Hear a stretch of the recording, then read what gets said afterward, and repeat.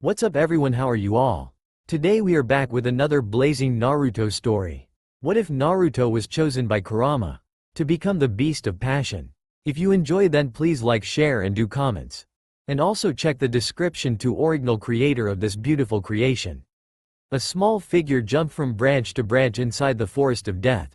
It stopped when it reached a massive hollowed tree, allowing anyone around to see it was a small child, but there wasn't anyone there. No one with a sane mind would venture inside the forest of death just to spy on a kid, even if he was Uzumaki Naruto, the Jinchuriki, power of the human sacrifice, of the Kyuubi no Yoko, nine-tailed demon fox. Well, at least that's how he was known by the people of Konohagakure no Sato, village hidden by tree leaves. But he knew the truth, he was the demon fox, not its container. He didn't know how he knew, but he labeled that as a demon thing. He had labeled a lot of things like that. Like how he was faster and stronger than a kid his age should be. His 5 senses were above average and he almost unlimited chakra. But then again, these could all be lies, since he had nobody to compare himself to. Nobody but Neko-san, who was better than him at everything, but said it was because he was older. But the weirdest of the demon things were that despite not remembering anything before he was locked in this body, he was absolutely certain that his name was Kurama. He was the Kyuubi that attacked this village, and he hated the Sharingan with passion, and he knew all that from the day that he was born. Neko-san was his only friend. He would visit Kurama every 2 or 3 days, since he moved from the orphanage to the forest, since the Hokage wouldn't allow him to leave the village. Every other week Neko-san would disappear for a few days. One day, when questioned, he explained that he was away on missions, and that was the only time that the Kyuubi ever got angry at him. Flashback. Neko-san, yelled a blonde kid with a grin that threatened to split his face in two. Where were you? You've been gone for 8 days. I was on a very important mission, Naruto-kun, answered a 13-year-old with a Anbu uniform and a cat mask, while taking in the state of the child. And you didn't have a 15 minutes break to come and play with me? Asked the pouting child, whose only piece of clothing were some ragged shorts, or pant. Who know what they wear at first? I had, but I wasn't in the village, Naruto-kun. You see, he stopped talking when he saw the look on the kid's face. It was a look of pain, the pain of betrayal. You left the village? The youngest of the boys asked, his eyes on Itachi's feet.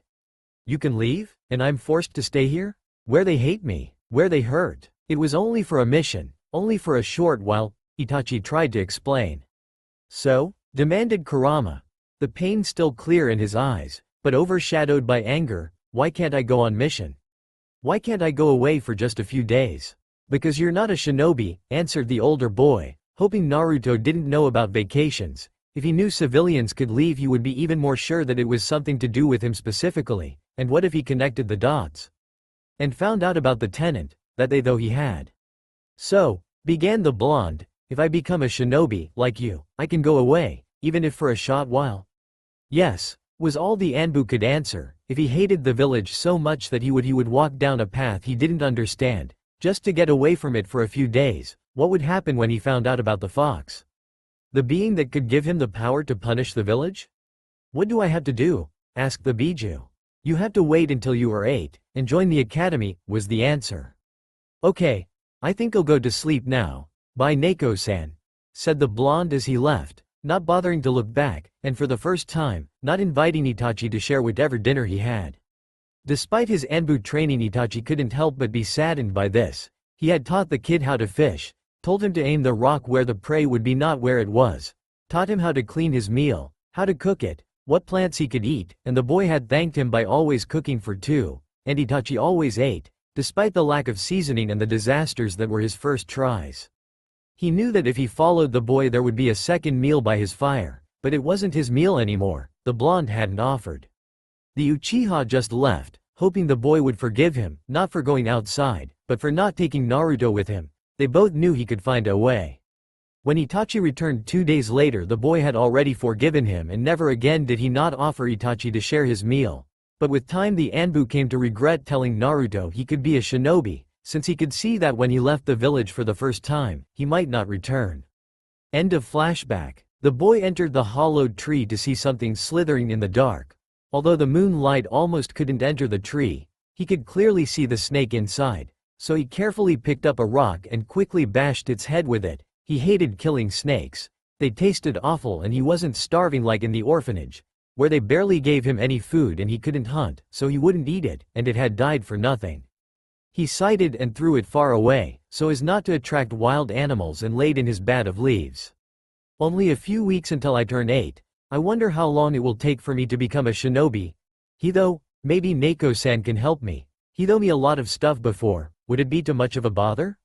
I won't ask, but I hope he offers, he decided before falling asleep. A little after noon, on the following day, 3 genins entered the Hokage's office. We have come as you asked, Hokage-sama, announced the one on the middle. He had black hair and eyes, and the drawing of a red and white fan on his back. Good, replied a balding old man with red and white robes, sitting behind a desk and smoking a pipe. I have called you here because your sensei is still in the hospital thanks to his injuries from your last mission, and while we look for a replacement I would like you 3 to carry out a very simple mission on your own. The 3 clearly showed their willingness, but in different ways.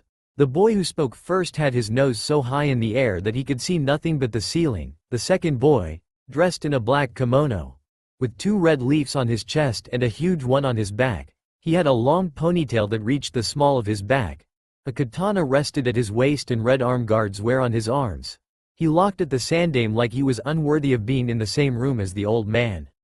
Finally, the girl with 1 puppy on her head and each shoulder had large red upside-down triangles on her face, flowing brown hair, tied in a ponytail, black eyes, and could barely contain her excitement. The Hokage smiled at the girl but worried about the boys. Still, he got up, activated a soundproof barrier jutsu and looked out the window, before asking, "What do you think of the Kyuubi's Jinchuriki?" The 3 of them knew of the secret because the sandame tough best that the children old enough to remember that night would know the whole truth and the punishment for revealing it. Being 4 at the time, theirs was the youngest generation to know the secret. The Uchiha answered first. The monster is a danger to Konoha and should be put down. The other boy said, I trust your judgment in the matter, Hokage-sama. But it looked like it took some effort to get those words all of his throat. Before the girl could answer, Sarutobi cut in, Shingen-kun. I did not ask how to act in regards of the matter, I asked what you know of him. This time the boy couldn't keep himself from speaking his mind. If my family was not honor-bound to you, Hokage-sama, I would hunt the beast down and avenge my parents' death. Sarutobi was about to thank them for their time and announce that he would have no use for them when the girl answered his question. I don't know him, so I can't really say I think anything of him. The Hokage turned to the window and smiled while the girl's teammates glared at her. Before anything could be said or done, he declared, I'll not be needing you too, you may go. Hana-chan, please stay. Despite the boy's protests, the Sandame Hokage just waited while watching the streets of Konoha bellow his office. Giving up, the boys went away and Hana asked, What is my mission, Hokage-sama, and can I really do it by myself? Oh, yes, it's not a difficult task, but I needed someone I could trust. I think that you are not shackled by prejudice and will definably be able to help the boy. I understand, but what is my mission, Hokage-sama? You'll take him shopping. The old man smirked when the girl and all of her dogs cocked their heads to the left with a stunned expression on their faces.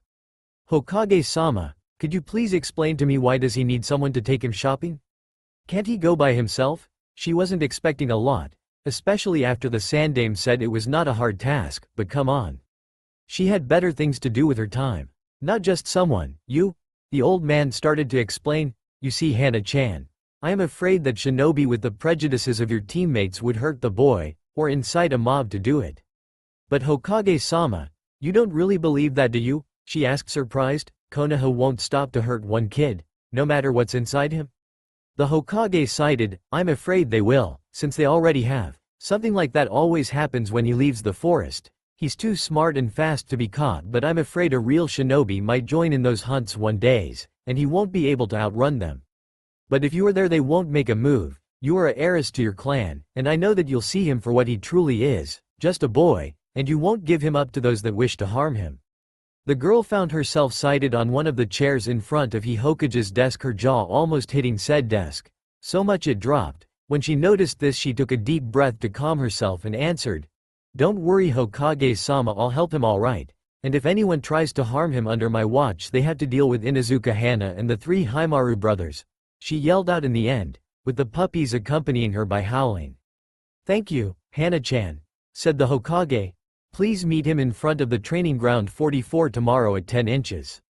"Yes, sir," she saluted and left. "Well, shall we? So, should we call him out, wait here or?" Hana asked her 3 puppies while they stood in front of the Forest of Death, a couple of minutes before 10 a.m.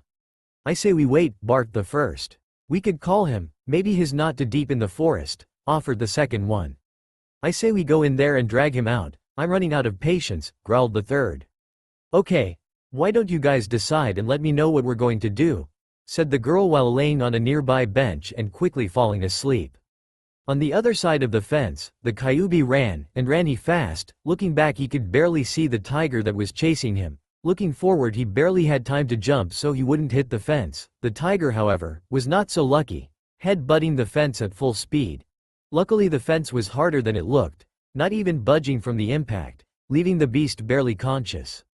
"Oh, look at the big bad kitty. Good enough to attack a little kid but not good enough to jump a fence," taunted the second dog. "You should be ashamed of yourself, he barely has any meat in him." "Why would you hunt him?" demanded the first. "I say we punish him," barked the third. "He's a shame to all hunters." And that was the scene the young Inuzuka woke up to. A tiger with a concussion, 3 puppies barking at him and 1 blonde kid trying to stabilize his breathing. "Guys, I really appreciate this but maybe you shouldn't piss him off," said the boy while looking at the dogs. "Wait, you can understand them?" Hana was surprised. No one except the Inuzuka were supposed to be able to talk to dogs. "The tiger as well, that's how I know he's losing his cool," answered the boy, and now that Hana looked at him, she had an idea as to why he understood the animals.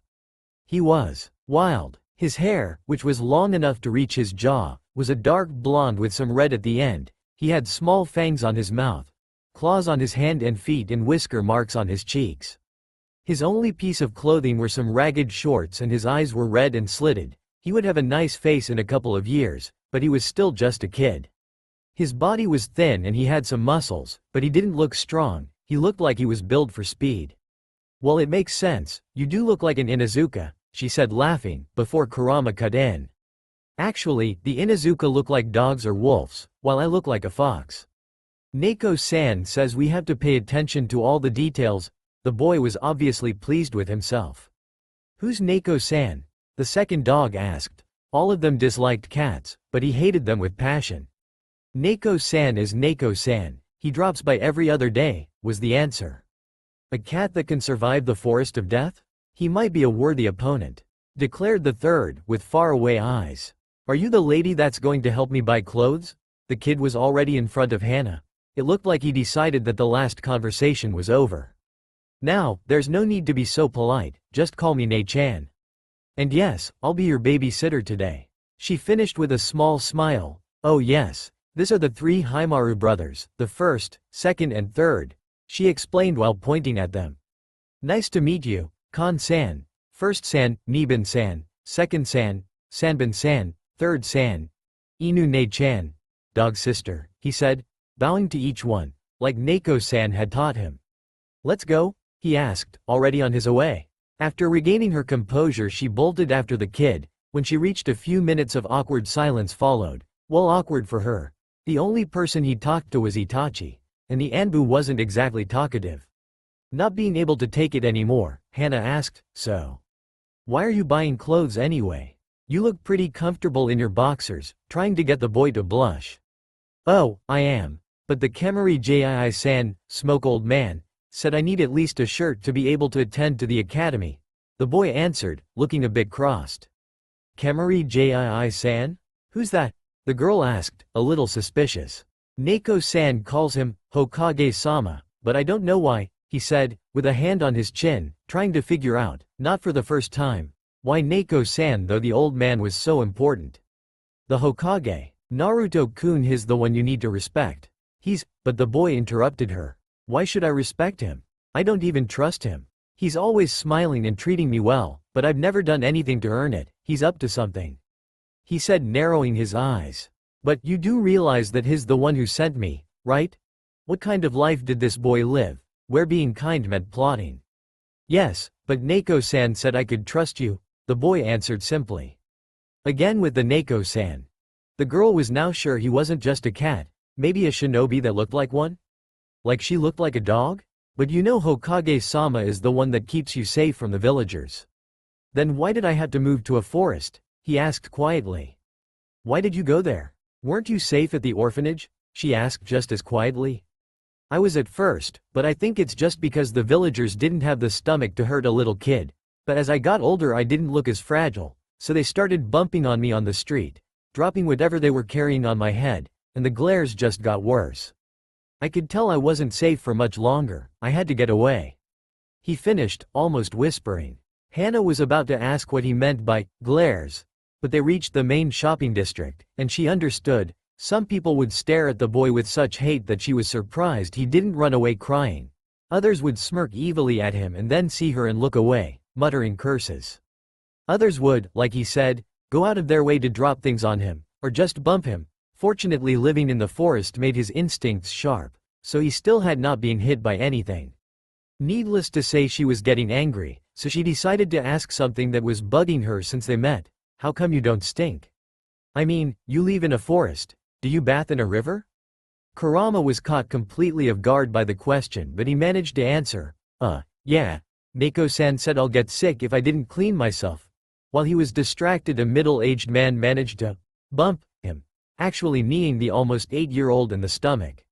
Hey, watch where you're going freak. You hurt my knee and I'm gonna have to punish you. He trailed off reaching for the kid. But he never managed to reach him when his wrist was grabbed by the Hana. What the hell, ya bastard? Ya think I'm just gonna stand here and let you hurt a kid? That's not just a kid, and you know it, but she interrupted him. Oh, he's just a kid old-timer, and if a kid can hurt your knee then just imagine what a kunoichi can do to ya.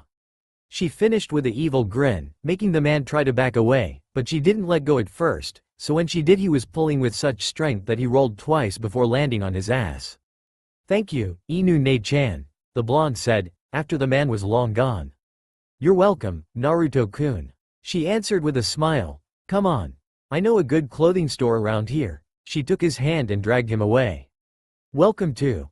The cashier trailed off when she saw who had walked into the store. Her smile disappeared and eyes narrowed at the blonde kid.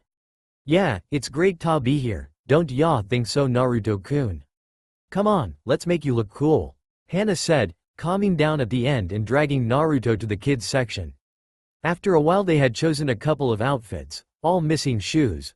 Kurama refused to even try them on, and approached the cashier, who glared at them, scanned the clothes without a single comment and smirked.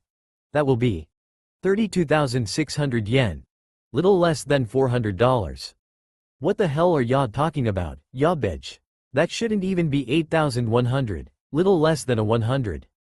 Hana growled. Sorry, Inuzuka-san, but we have a monster tax. Sure, she would have to drop the price or risk angering the entire Inuzuka clan. Or at least the ones who were stupid enough to associate themselves with demons. But she would let the beast know he was not welcomed here. Yeah, I'm used to it, sighed Kurama, while putting the money on the counter and waiting for the girl to move. What? I don't even get change anymore? Like we're going to accept your money. It's obvious you stole it. She declared smirking. I did not, Neko-san brings me my allowance every week, since I have no use for money, I just save it. He defended himself. Neko? You expect me to believe that a cat brings you money? You must be insane, freak. But before she could say any more Hana cut in, finally realizing who Neko-san was. Neko-san is the Anbu with the cat mask, ya moron. He's the one that protects the kid from idiots like ya, and the allowance is sent by the Hokage. So you're going to take his money and give him the real price for his clothes? Cause we both know how many Inuzuka shop here and that I can make this dump go broke with a snap of my fingers. Well, she almost started before. You're gonna shut the fuck up, cause if I hear another sound from your general direction I'm gonna burn this place down. Hana was fuming right now. Even Kurama, who she was defending, was a little scared, but a lot more grateful. After leaving the store Hana dragged the Kyuubi by his hands down the street. She didn't seem to be going anywhere but the demon decided that it was best to wait until she calmed down.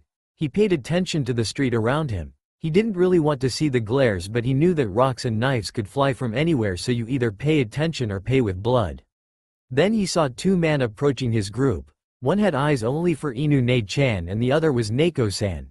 But he wasn't wearing his mask, not like it made a difference. Same build, same smell and same way of walking. "Hana-chan," yelled the younger boy, "how did the mission Hokage-sama gave you go?" "Huh, horrible, the people of this village are 10 times more stupid than I thought they were," answered the exasperated Inuzuka. "Are you sure, Hana? I mean, if everyone agrees with something and you're the only one that thinks differently, aren't you the one that's wrong?" asked the Uchiha with a smile. He still had not seen the kid. What is right and wrong is not decided by the amount of people who agree, but by proof, right, Neko-san? Asked the boy, smiling at Itachi. "How dare he correct me? An Uchiha, he's nothing but a demon. And how dare he refer to Itachi-sama like that? Like they were friends." He moved so fast Hana didn't even see the kick flying toward the smiling blonde, but Itachi did, catching it with one arm. "That's right, Naruto-kun. You must always strive for the truth, because there is never a situation where it's better not to know. Truth and knowledge are weapons just as important to a shinobi as a kunai or a smoke bomb," he finished with a smile. "I'm sorry, Naruto-kun, but I am busy, so I must go," he said, while bowing slightly and walking away, stopping only to stare at the younger Uchiha until he started following again. "You know Uchiha Itachi," gasped Hana. "If that's how you call Neko-san, then eyes," he answered, before adding, "Inu-ne-chan. I'm hungry and I can't hunt here." Hana then decided to treat Naruto to lunch, so after giving a dozen of waiters black eyes and swelling lips, and even more ankle bites, from the Heimaru brothers, they found themselves in a ramen stand called Ichiraku's, run by a middle-aged man and a girl about Hana's age, Tuchi and Ayame.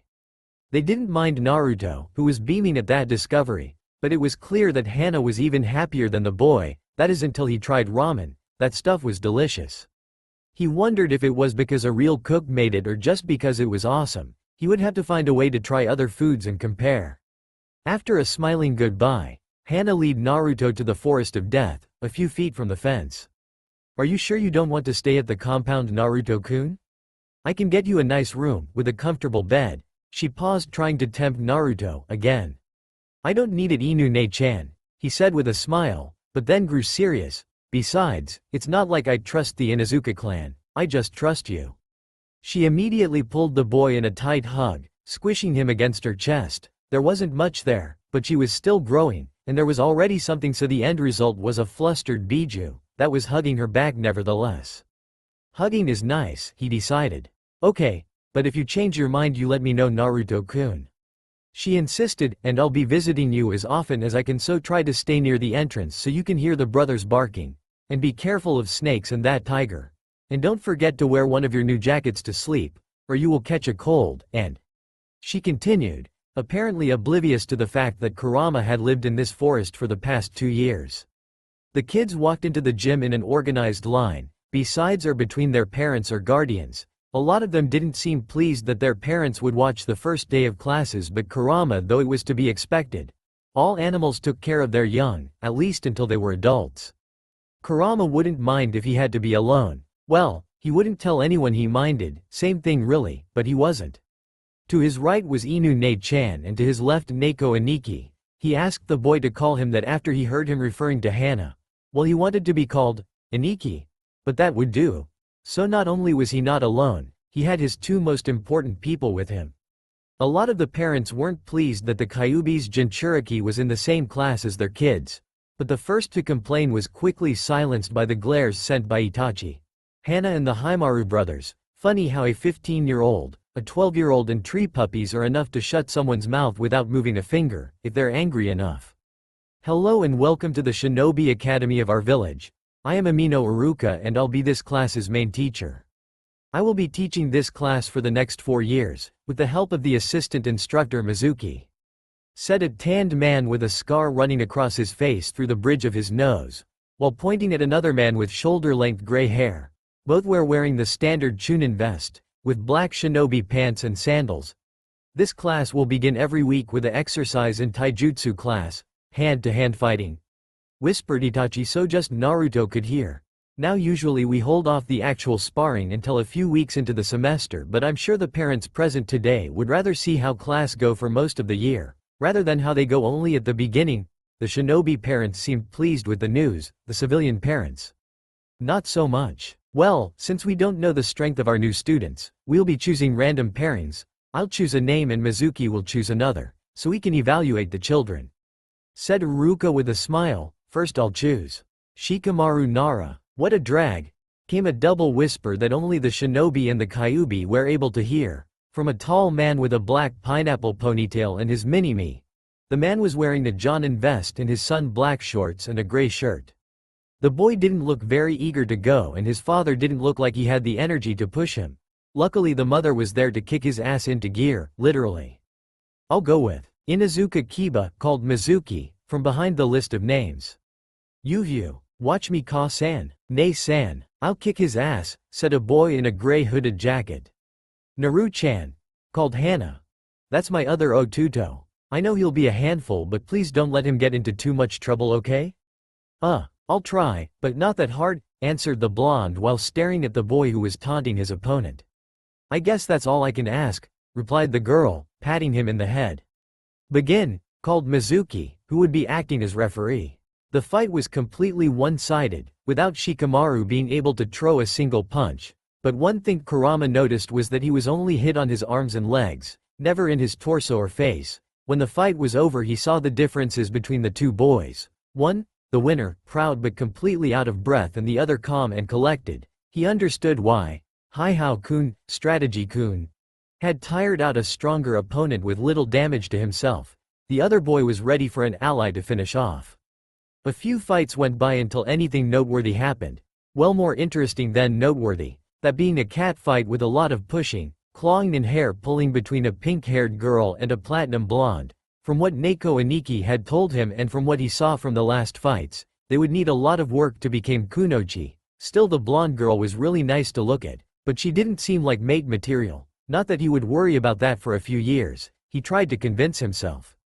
Then Iruka frowned and called, "Uzumaki Naruto." To which Mizuki answered without missing a beat, "Uchiha Sasuke." Most people, though fitting the black-haired boy, with a blue shirt and white shorts, had been staring daggers at the blonde, who was wearing a gray jacket zipped up until his neck and black pants, but no shoes. Before he could go meet his opponent, a hand was placed on Kurama's shoulder. "Sasuke is strong for his age, don't let him hit you," said Itachi. The Kyuubi just nodded and walked away. "Aren't you worried about your little brothers fighting?" asked Hana.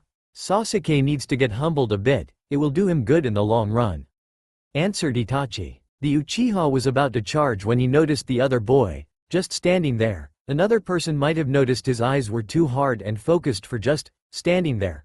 But Sasuke was too angry. "Aren't you going to take a stance? Are you mocking me?" he shouted. "I don't know any stances, but maybe this will help," said Kurama, hunching slightly and bending his knees a little. "Better?" His answer was a black, blue and white blur charging before the fight was officially started. "Begin," called Mizuki, already planning on counting every slight touch as a point to Sasuke and only perfect undeniable hits for the monster. Shame he couldn't. Sasuke proved completely unable to hit Kurama. He was fighting in his family's style perfectly, he was sure. His stance was solid and he put his all in every blow.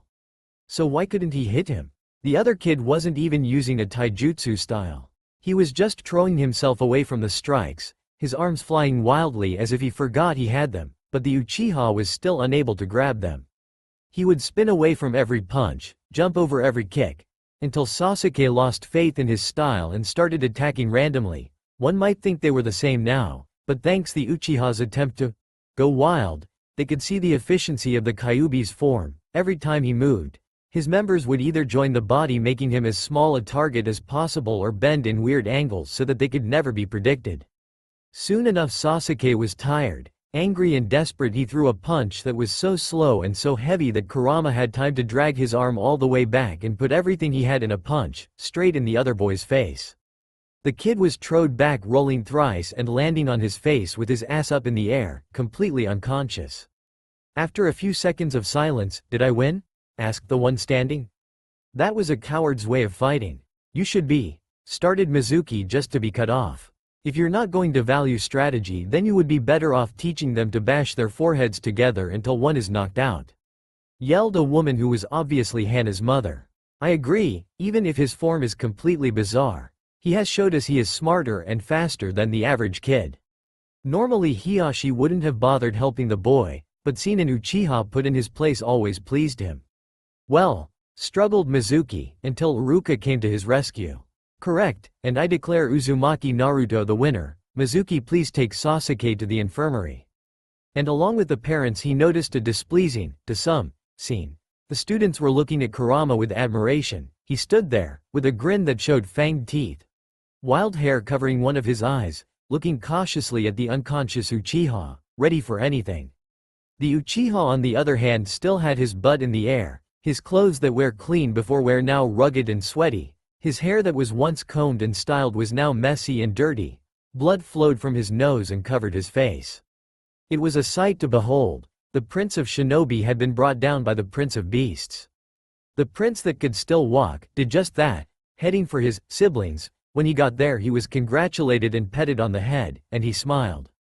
It wasn't the same smile was before. This one wasn't adrenaline-induced, this one reached his eyes. Coughing to take everyone's attention from the blonde boy, Iruka announced the next match. Half an hour later Iruka led them all to class. During said walk, most parents took the time to tell the children to stay away from Naruto. Now, if they had said that about any other kid, the students would have, though there was something wrong with the kid, something that they couldn't see, but their parents knew better. But the problems with the boy were so clear that the kid decided something else. Their parents didn't like him just because he was a rebel. The boys saw a rough, blunt friend through thick and thin, and the girls saw a wild, rough exterior that would turn kind and romantic, if still a little rough, for them alone. So yeah, they weren't going to stay away from him. There were only 3 opinions that weren't close to that. A white-eyed girl, tough, he was scary. A girl whose brown hair was so long that it reached her ankles, though he was really interesting, and Shikamaru couldn't help but shake the feeling the blonde was staring at him. When they entered the class Shikamaru sat at last table, as far away from the blackboard as he could and tried to sleep. It took a couple seconds until, "Hi Hao-kun. Can I sit next to you?" He opened his eyes to see Kurama smiling. "Hi Hao, so I am so weak that you've already decided my role in the battlefield?" he asked sarcastically. "Nah, you're Hi Hao-kun because you planned the whole fight in your head before it even started," said the blonde with a smile, while taking his sit. "You give me too much credit. It will be too troublesome if you start expecting things from me," said the boy, his head back at the table, talking through his arms. "No way. By the middle of the fight you were already predicting his moves and moving before him." Still smiling, if there was one thing he respected were those that could survive brains, brawls. You could use anything, and he had a feeling Hi Hao-kun could.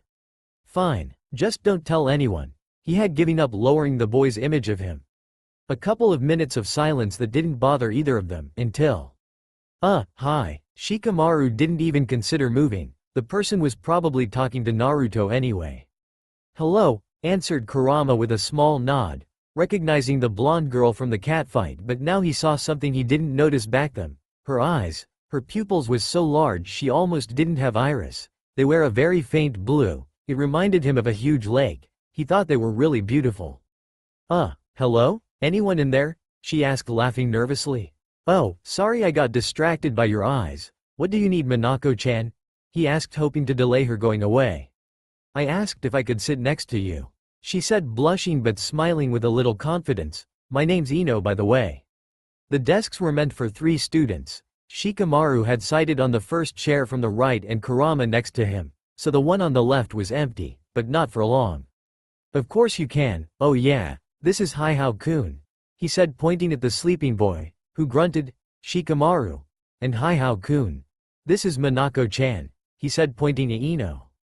"He's not going to give up, is he?" "Well, it's kind of cute." She, though, while sitting, after a couple of minutes of wondering how to break the awkward silence, she looked up and noticed 3 things.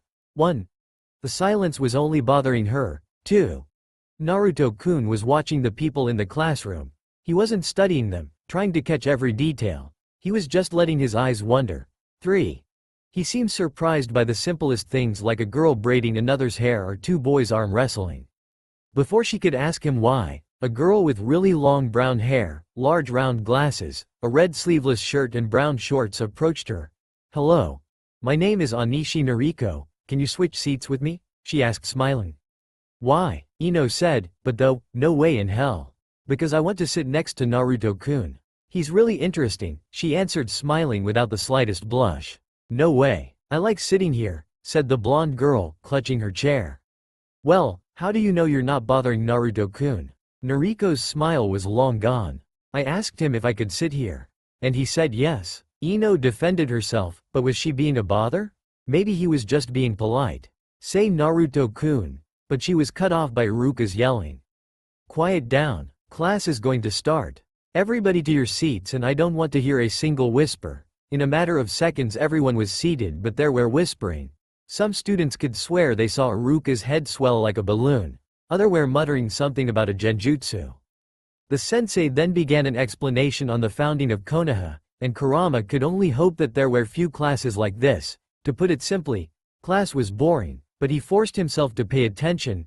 Neko Aniki swore that no information was useless, though he was sure Sumito-sensei, Scar-sensei, was trying to prove him wrong. Half-hour into hell, the door swung open and a very angry Sasuke walked in the classroom, followed by his father, sitting in the only empty seat, close to the pink-haired girl from the cat fight. He didn't acknowledge anyone as he walked in and seated, he just stared daggers at the Kurama until Iruka called him, telling to pay attention. He wouldn't yell, he wouldn't risk irritating Uchiha Fugaku. The kid's father, more.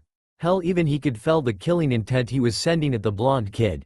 Kurama could barely breathe and was almost passing out when Ato-san, control yourself. Itachi's voice rang clearly in the silent classroom. Itachi, you fool. That thing embarrassed the Uchiha's name, but was cut off. He defeated one Uchiha in one sparring match, hardly the shame of an entire clan. Now if you try to harm Naruto-kun again, I will have to choose between my clan and my Otuto. When Sasuke saw his brother order his father, he was shocked. While the elder Uchiha had been angry, now they had exchanged faces. Sasuke was fuming. For a while now Itachi would barely look at him, and now he was calling that beast boy his brother? Fugaku on the other hand was no longer angry. Now he was terrified. If Itachi betrayed the Uchiha, the Hokage would know of his plans. It was that monster's fault. He would get rid of the demon and have his son back. Not even bothering to look at the beast he was planning on killing, he just stormed off. Once he was gone, Itachi turned to Iruka. Sensei, I apologize for that scene, please continue your lecture. A few months into the semester and a lot of changes had occurred. For one thing, Kurama discovered a couple of new, demon things. And he was really pleased with this ones. When they started working on jutsus, the Kyuubi was able to pick them up incredibly fast. Why? Because he could feel the chakra in his sensei. He could almost see the thin layer that they created above their skin and molded to take the form they wanted. And so he learned the Henge no Jutsu, transformation technique. He could also see that when they simply moved that layer of chakra away from them, while maintaining its form, they just made it thicker and thus visible. So he learned the Bunshin no Jutsu, clone technique. And finally, when they left the layer on their skin but linked it with another object that they had covered with chakra, they would jolt both sides of the linking string and then switch places. The Kawarimi no Jutsu, body replacement technique. He didn't understand why he didn't need seals. When he asked Neko Aniki, Itachi just did the jutsus without seals as well, saying Naruto was just talented. Another one of the new, demon things, was that he didn't run out of chakra, he passed out of regular exhaustion before the chakra's kind. Controlling it all was also very easy. He really liked learning jutsu. But neither Inu Ne-chan nor Neko Aniki would teach him. The first said that her jutsu were Inuzuka exclusive. The second said it was not wise to anger the Uchiha even more, by teaching him their techniques. Kurama understood, but that didn't mean he liked it, especially since, Fundo, anger, apparently knew one. Flashback, taijutsu class once again, and the kids were training by hitting training dummies. Iruka had placed Sasuke and Naruto next to each other, thinking that their rivalry would make them work harder, and that was true, but in different ways. The Uchiha was throwing himself madly at the dummy, putting his all into every single blow. He wanted to dent the wood, like his brother did. Shame he didn't know his brother used chakra to do that. While Kurama was more collected, trying to figure out what hurt his opponent more, a punch or an elbow, a kick or a knee, pretty much ignoring everyone around him. Sasuke was pleased with himself. He knew for a fact that this was a competition and he couldn't help but laugh at the pitiful blows of the blonde, so he decided to prove his superiority. So, you really are pleased with that pitiful excuse for taijutsu? Taunted the Uchiha. Let me show you the difference between you and me. Yubaka? Forming a few deliberately slow hand seals, he took a deep breath, gathered all the chakra he could in his lungs and yelled, Kaden. Gokakyu no Jutsu. Fire release. Great fireball technique, before spitting a massive fireball and incinerating the training dummy. He then turned to see the shocked and scared face of his rival, only to see the boy had only opened his eyes a little more. Impressive, said Kurama, but not good enough. Who was he kidding? That thing was awesome. Not good enough. The Uchiha looked ready to rip the blonde's head off. Yeah, it's deadly alright, but it wouldn't hit me either. You haven't gotten any faster fundo. Thank Kami that was true, because he had a feeling the Uchiha was about to try again. Kaden. Gokakyu no Jutsu. Another fireball came. This one was smaller, slower, and resulted with the Uchiha having to kneel so as not to fall, but it was still plenty to kill an academy student. When the fire died out, the Uchiha looked up smirking, just to frown. Where the baka should have been where the remains of a training dummy, and looking around he saw Kurama standing where Shikamaru's dummy once was. Told you it wouldn't hit me, smirked the Kyuubi, but inside he was frowning. He wanted that jutsu. Two good things came from that. Sasuke got detention for attempted murder, just detention. Life was hard for the Uchiha. And Minako-chan, I-chan, started to look more like mate material, not that Kurama cared. Honestly, Naruto-kun was still getting yelled at for taunting the Uchiha, so Ino approached the sleeping Shikamaru. Wow, Naruto-kun is really awesome. She said, beaming, as if the achievement was somehow hers. I bet he could even stop that fireball if he wanted to. How on earth would he do that? Just because he was Naruto's friend? This girl seemed to think Shikamaru though he was a god or something. I don't know, but he could probably find a way, she declared with unwavering resolve. I couldn't, Minako-chan, that's why I had to dodge, answered the blonde taking his sit. But, she started, only to be interrupted. So troublesome. Look, nobody's perfect, not even Arai. Wild? Two could play that game. The sooner you understand this, the sooner you'll stop waiting for your Prince Charming, Shikamaru said, looking at the ceiling. And sooner you do that, the sooner you'll start worrying about important things, like working hard now, so you don't die in your first mission after you graduate. I'm really worried about you, Minako-chan. I think you'll be in danger once you become a kunoichi, said Kurama, never breaking eye contact. Ino was torn. She was happy he worried about her, but sad that he was pretty much sure she would get herself killed as soon as she was able. The life of a kunoichi is always dangerous, so no matter how strong she got he would still worry, but if she got stronger, he would respect her, like he does the lazy kid, so she decided to work hard, even if for the wrong reasons. As for seeing people's flaws, it took her a little while longer. It started when she decided to take her training serious and asked Naruto-kun to help her study, with a few second intentions. That's when she noticed that he was pretty smart, but one, the lazy boy was smarter, and two, he had a pretty difficult time focusing. He really wasn't perfect, but she could live with that. Flashback over. He soon started his training to learn the Gokakyu no Jutsu, and failed miserably at first. He had done what he saw the Uchiha do. Gathered chakra and air in your lungs. Mix them and spit it out. The result was a pretty strong wind, not exactly deadly. After a few days of this training all he managed was a stronger wind.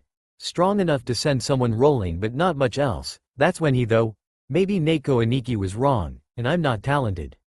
So I should use the hand seals, and he did just that. It was easy to remember the seal, the way the Uchiha had rubbed them in his face. Kami knows why, and he had been paying a lot of attention. So, horse, tiger, ram, monkey, boar, horse, tiger, Kaden. Gokakyu no Jutsu. He chanted in his mind. While doing the seals, gathered all the chakra and air he could in his lungs and spit a massive fireball, the size of the Uchiha's second one, but he wasn't even winded. That was very impressive, oh Tuto. Itachi's voice rang in the clearing. Oh, thanks Neko Aniki, replied Kurama grinning. I need to talk to you about something very serious, Itachi said, scanning the woods for any sign of a listener. What is it? Asked the blonde. I'll be leaving the village tomorrow night, answered the teen. Well, when will you be back? Odd, Neko Aniki hadn't left the village since the first day of classes. Never. Itachi's voice was a little louder than a whisper. But why? Can I come with you? A little despair in his voice. Because I will do something very bad tomorrow, Otuto, and I will no longer be welcomed in Konoha. And when I leave I will be forced to do even more bad things. You would not be safe if you were to come with me. And before you say anything, here you have Hana-chan and Shikamaru-san to stand by your side, along with the fact that people will not openly target you, but if you come, you will be my weakness. And you will lead us to our deaths, right Toru Kitsune, little fox. He said all this with a sad smile. Then when I grown stronger, can I join you? Tears in the blonde's eyes? Yes, I will find a way to contact you when I am sure you're at least at Chunin level, then I can protect you and train you. Neko Aniki was smiling for real now. Hey, Kurama Otuto, what do you say I buy you dinner tonight? The Kyuubi couldn't believe this. Neko Aniki knew his secret, was still worried about him and would, eventually, help him leave the village? He couldn't trust his voice not to crack, so he just nodded, smiling.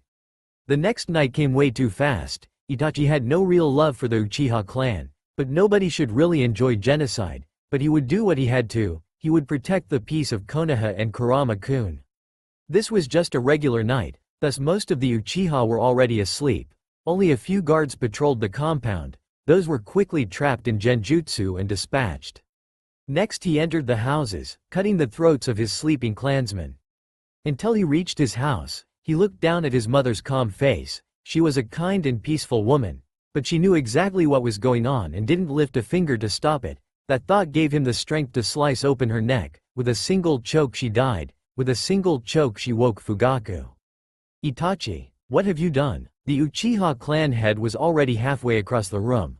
I've chosen, Otto-san, between the Uchiha and all of Konoha, his tanto, small katana, cut deep into his father's leg. The elder Uchiha ran through the hand seals in a flash. Kaden. Goka Mekyaku. Fire release. Great fire annihilation. Destroying Itachi and 3/4 of the house. Only to have the tanto jammed into his back. How? Itachi just shook his head. Kawarimi, such a simple technique, yet most forget it. Removing his sword from his father's spine, Itachi walked outside where he found Sasuke. Ni-san. Sasuke cried. Why? The Uchiha were planning a coup, they were a danger to Konoha. He tried to sound emotionless. But you are Uchiha.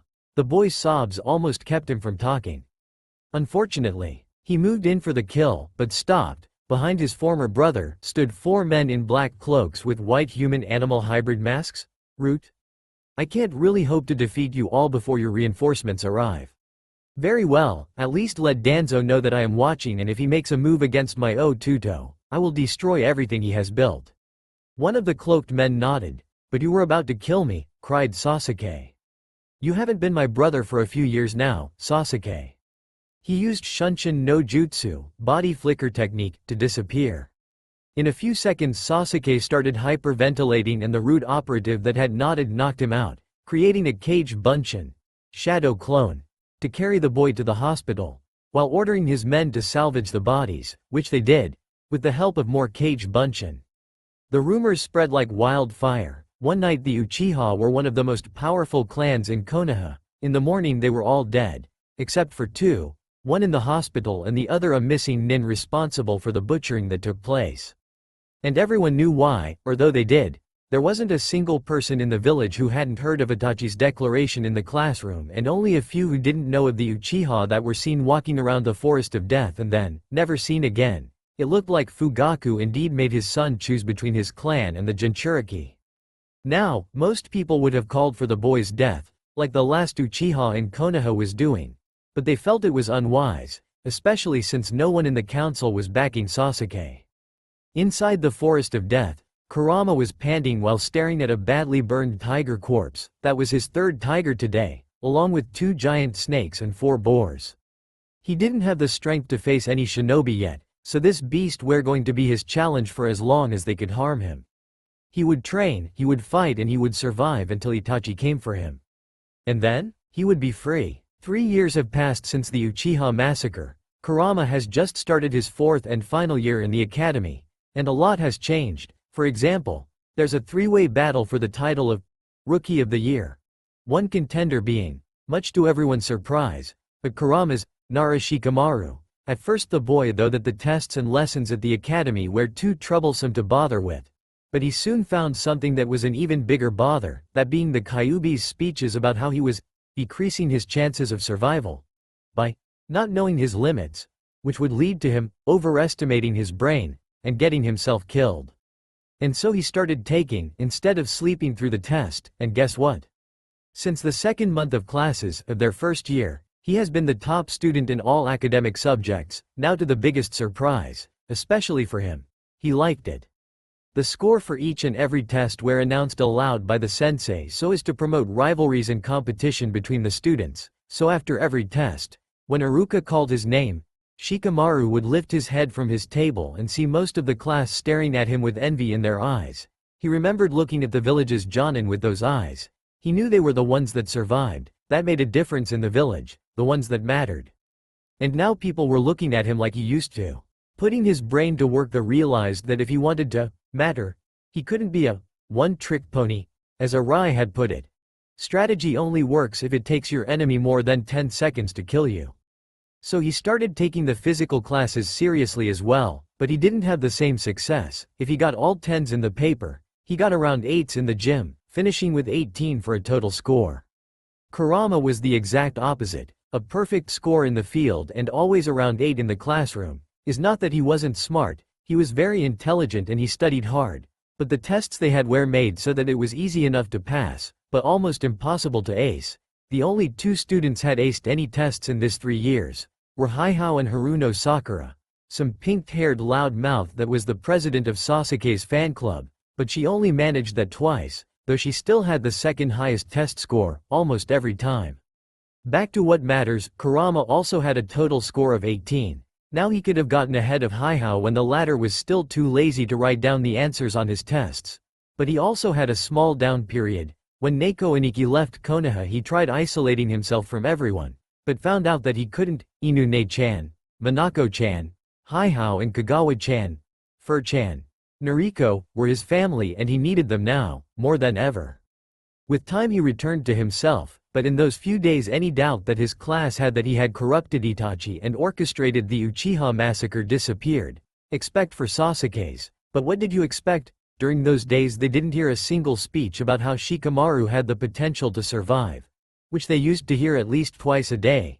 He hadn't been caught staring at Ino's eyes once, which happened so often they didn't even count. And he had just ignored Noriko's questions, instead of avoiding them.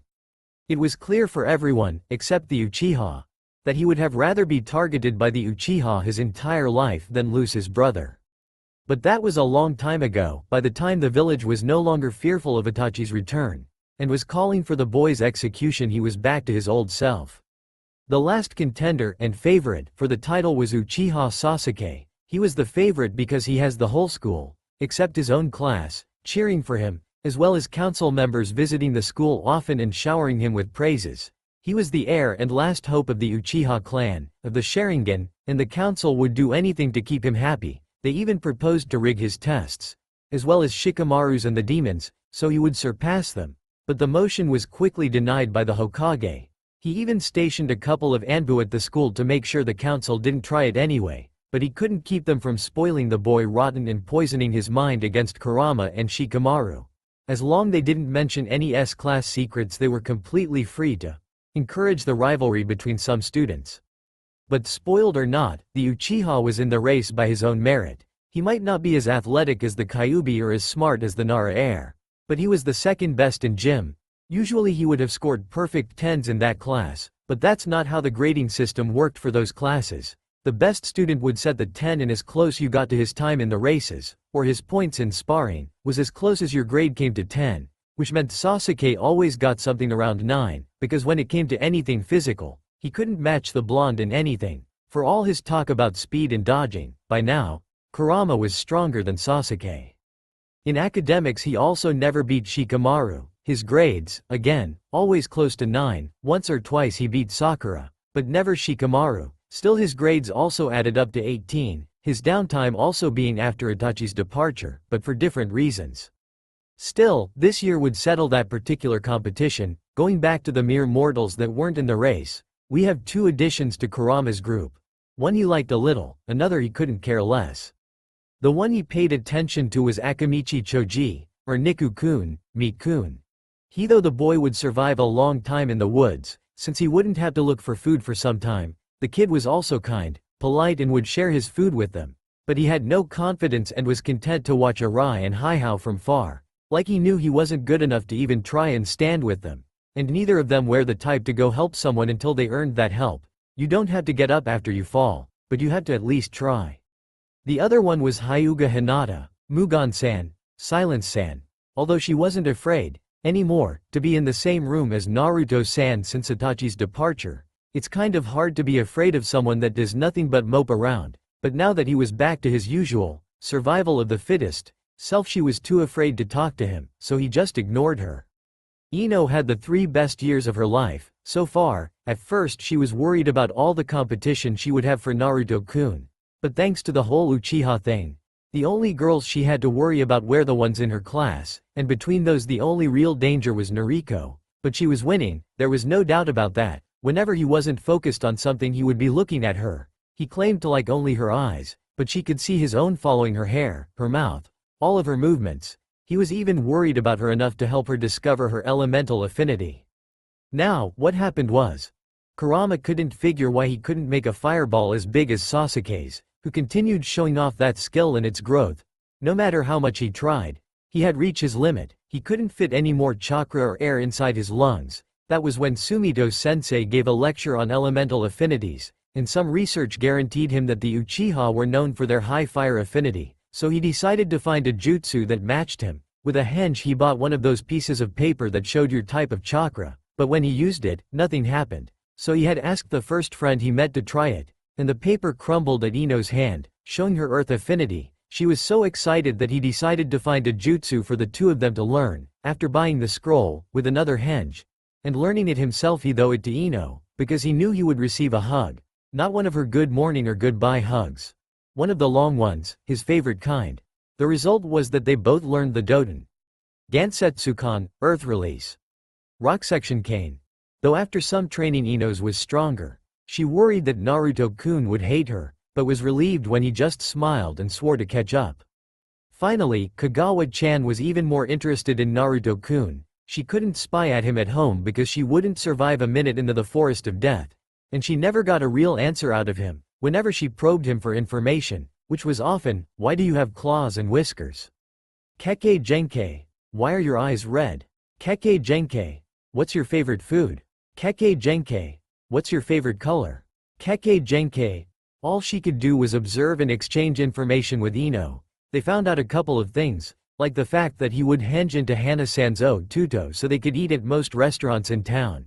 It seemed he really liked trying new foods. They never saw him order anything twice, or the fact that he lived in the forest of death. It took her a couple of tries to be able to tail Naruto-kun home. He was too damn fast. Still, the more she learned the more interesting he became. Soon she started wondering about what kind of girl he liked, if he liked long hair. But one thing was certain, he liked strong people. So even if her mother was no longer there to teach her, and her father was a civilian, she dug out her mother's scrolls and started working on mastering every jutsu inside. A month after their 4th year began, Kurama was dashing around the biggest tiger he has ever seen. The thing was easily twice a regular forest of death tiger, who was easily twice as big as a regular one. Every time he dashed he would slash the beast with his chakra-infused claws. They were about as hard as wood, but they were sharp. They wouldn't stand a kunai, but were more than enough for flesh. Soon enough the beast was tired and bloody, so, taking a few steps back, he ran through the seals and Kaden Gokakyu no Jutsu, burning the tiger's flesh, fat and muscle. After the animal was dead he climbed a tree and took off. Jumping from branch to branch he felt 2 chakra sources approaching fast. One was small, a third of the larger one, but the other was certainly a genin. He ran as fast as he could, but it wasn't enough. They were closing in, so he stopped. He was standing on a branch linked to a tree that was right in the middle of a swamp. The dangers it held?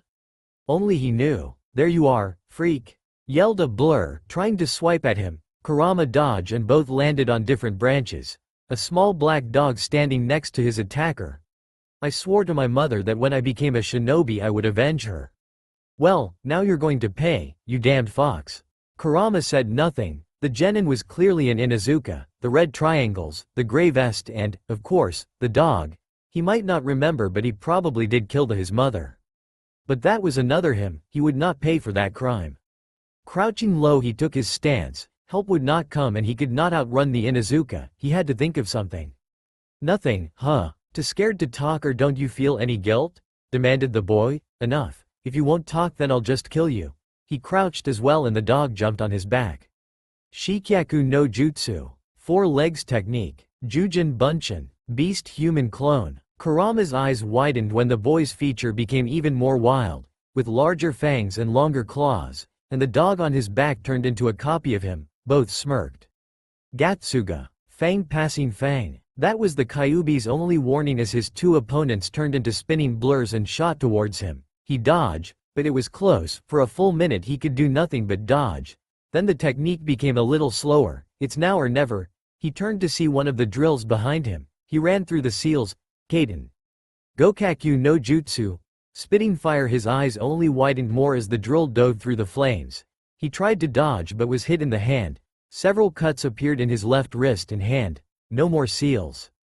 Kaden? That was very impressive, freak. What the hell? Kurama didn't understand what was going on, but a sudden burst of adrenaline ran through him. He could feel his fangs growing, as were his claws, and he sprouted.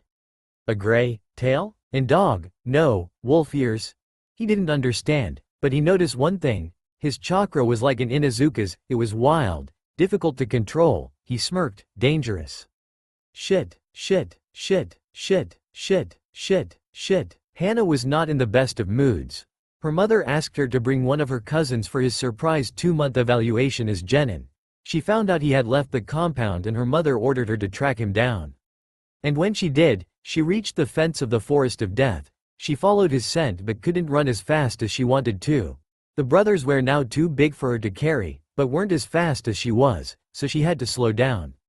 All the time she cursed herself for not noticing how much hate Dai must have been carrying. She knew his parents died in the Kyuubi attack 11 years ago, leaving him as an orphan when he was just 1. She wished she could give him the benefit of doubt, but there was no other reason for him to be in the forest, and if he touched a single hair on her Naruto-kun she would rip him to shreds.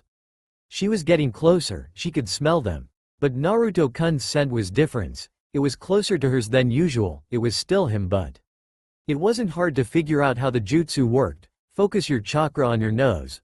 Release it over your skin in a spiral fashion, and when it reached your feet, let it explode.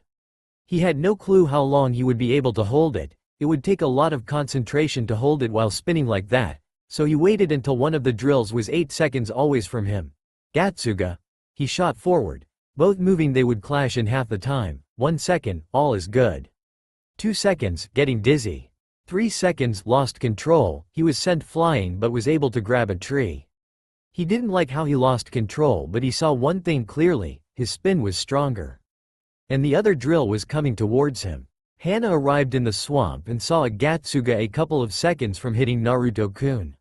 She was about to scream when Naruto-kun used Gatsuga, a huge Gatsuga, twice the size of Dai's. Then they hit. In a few seconds Naruto-kun continued forward like Dai was never there. But the older boy fell into the swamp. His arms and torso were full of cuts, deep cuts. She looked at the blonde and he was smiling. It wasn't a "I love your pain" smile. It was an Inuzuka smile, an adrenaline-induced, blood-pumping smile.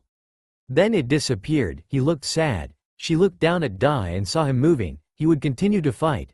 His partner was already pulling him from the swamp when a huge mouth swallowed them both. The giant snake disappeared as fast as it appeared, and in 1 second Hana was growling in front of her Otuto. That thing was not getting even close to her Naruto-kun. Inu Ne-chan. He hadn't noticed her approach. He had been so focused on his enemy. I'm sorry. Did she hate him now? He killed someone from her clan.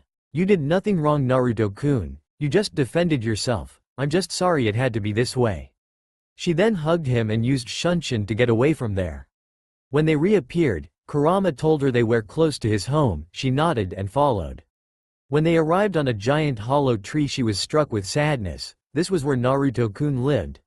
Once inside, the place was surprisingly nice. The wood was polished. He had an actual futon and 2 chests. He opened one, found a mirror inside, looked at his reflection and turned to her with a sad smile.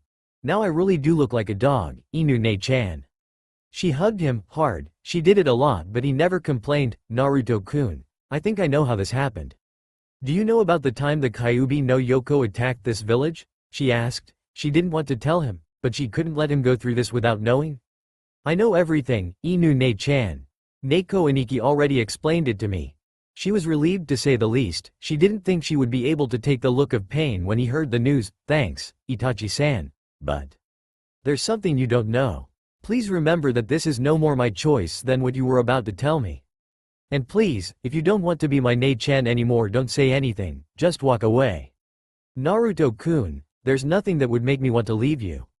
She hugged him harder, and he took it, thinking this might be the last time she hugged him. My name is not Naruto. My name is Kurama. I am the Kyuubi no Yoko. His eyes on his feet. No, Naruto-kun, you don't understand, you're what we call a Jinchuriki. You are just the Kyuubi's jailer. But he cut in. No, the Yondaime messed up the seal. I am not the jailer, nor the prison, I am the Kyuubi no Yoko. But I did not attack Konoha. Hana was panicking. Her mother had asked her to report on Naruto-kun. She said there were too many differences between him and his mother, the previous host, his eyes, the fox features were too pronounced. No.